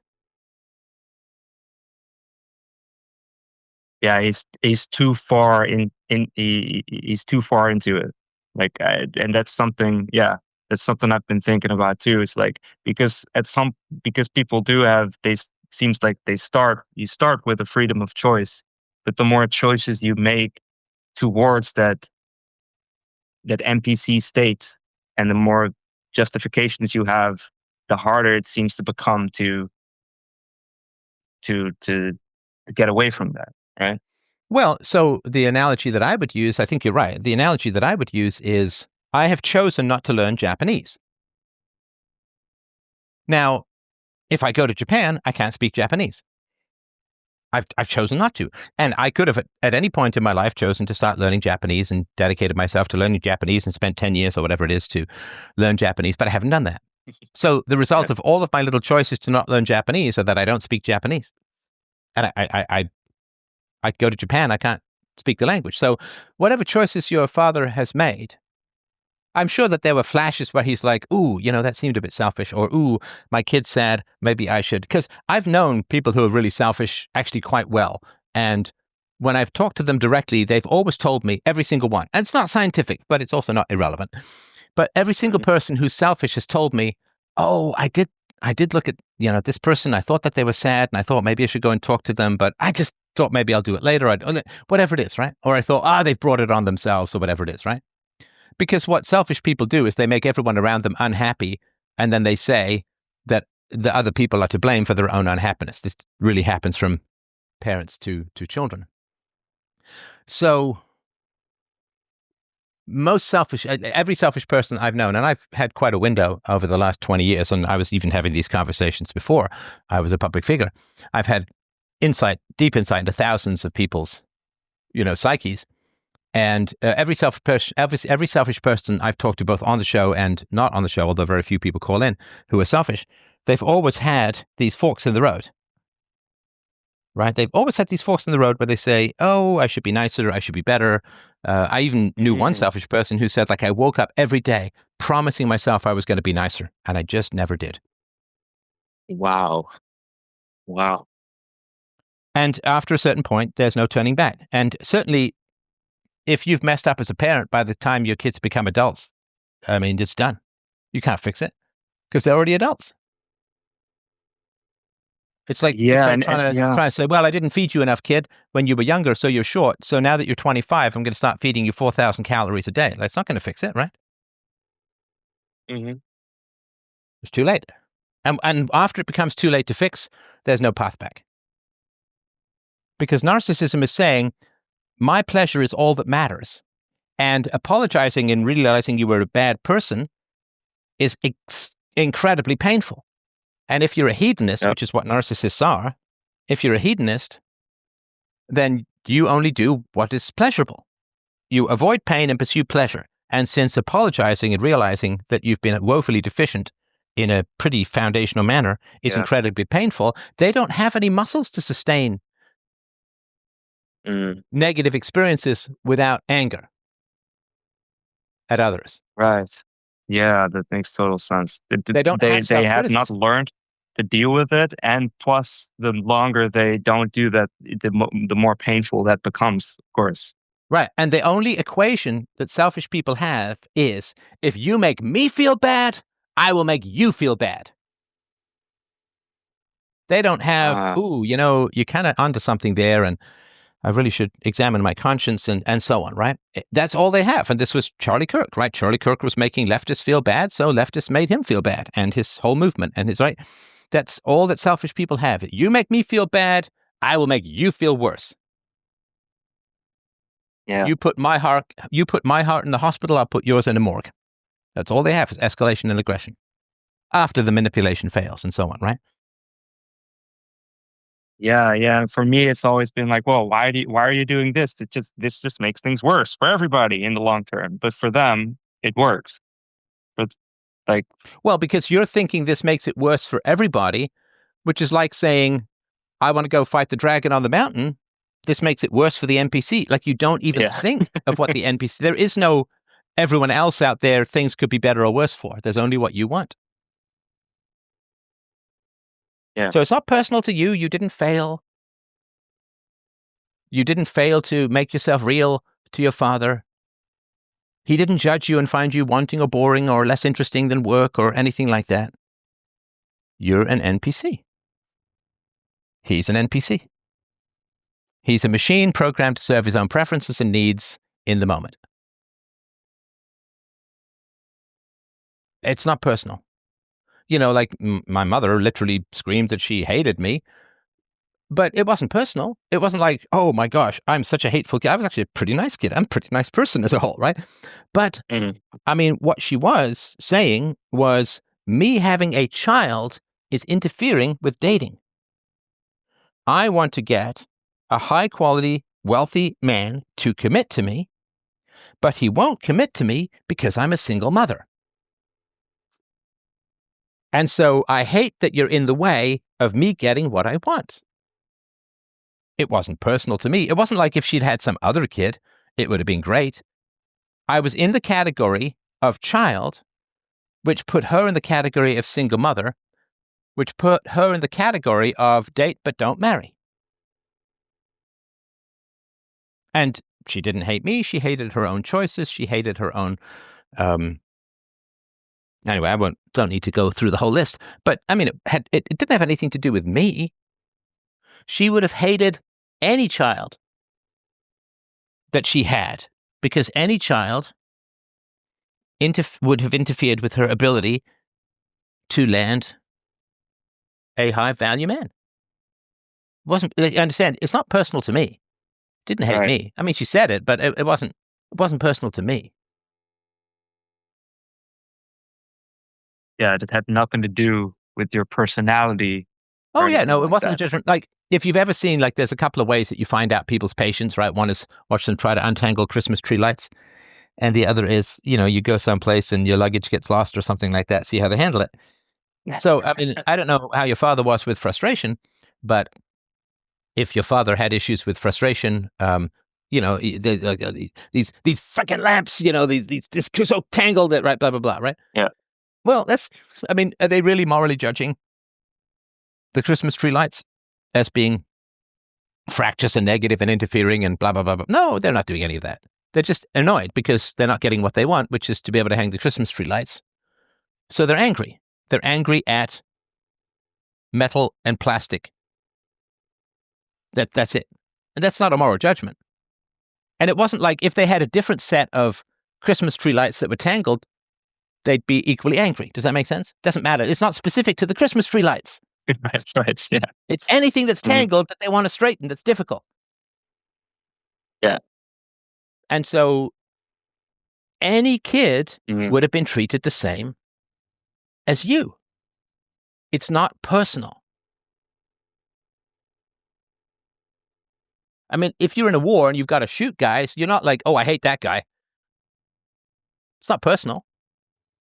It's business. And to an NPC, nothing is personal.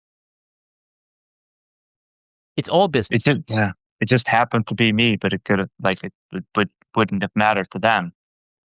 No, you are a variable that sometimes increases their happiness and sometimes decreases their happiness based upon what they like or don't like in the moment. You're just a variable. Yeah. And if you're inconvenient, they'll get mad, right? Like if you live in a house and you have a water heater and the water heater fails, you're upset, right? I mean, probably not terribly, right? It's just an annoyance and an expense, but not a big thing. But it wouldn't be like, well, if I had a different water heater that failed, I'd be fine. All kids have needs, and the only way that you could survive selfishness was to have no needs. And I would also argue that I would say probably addiction to video games when you were younger was an attempt to understand your parents' minds.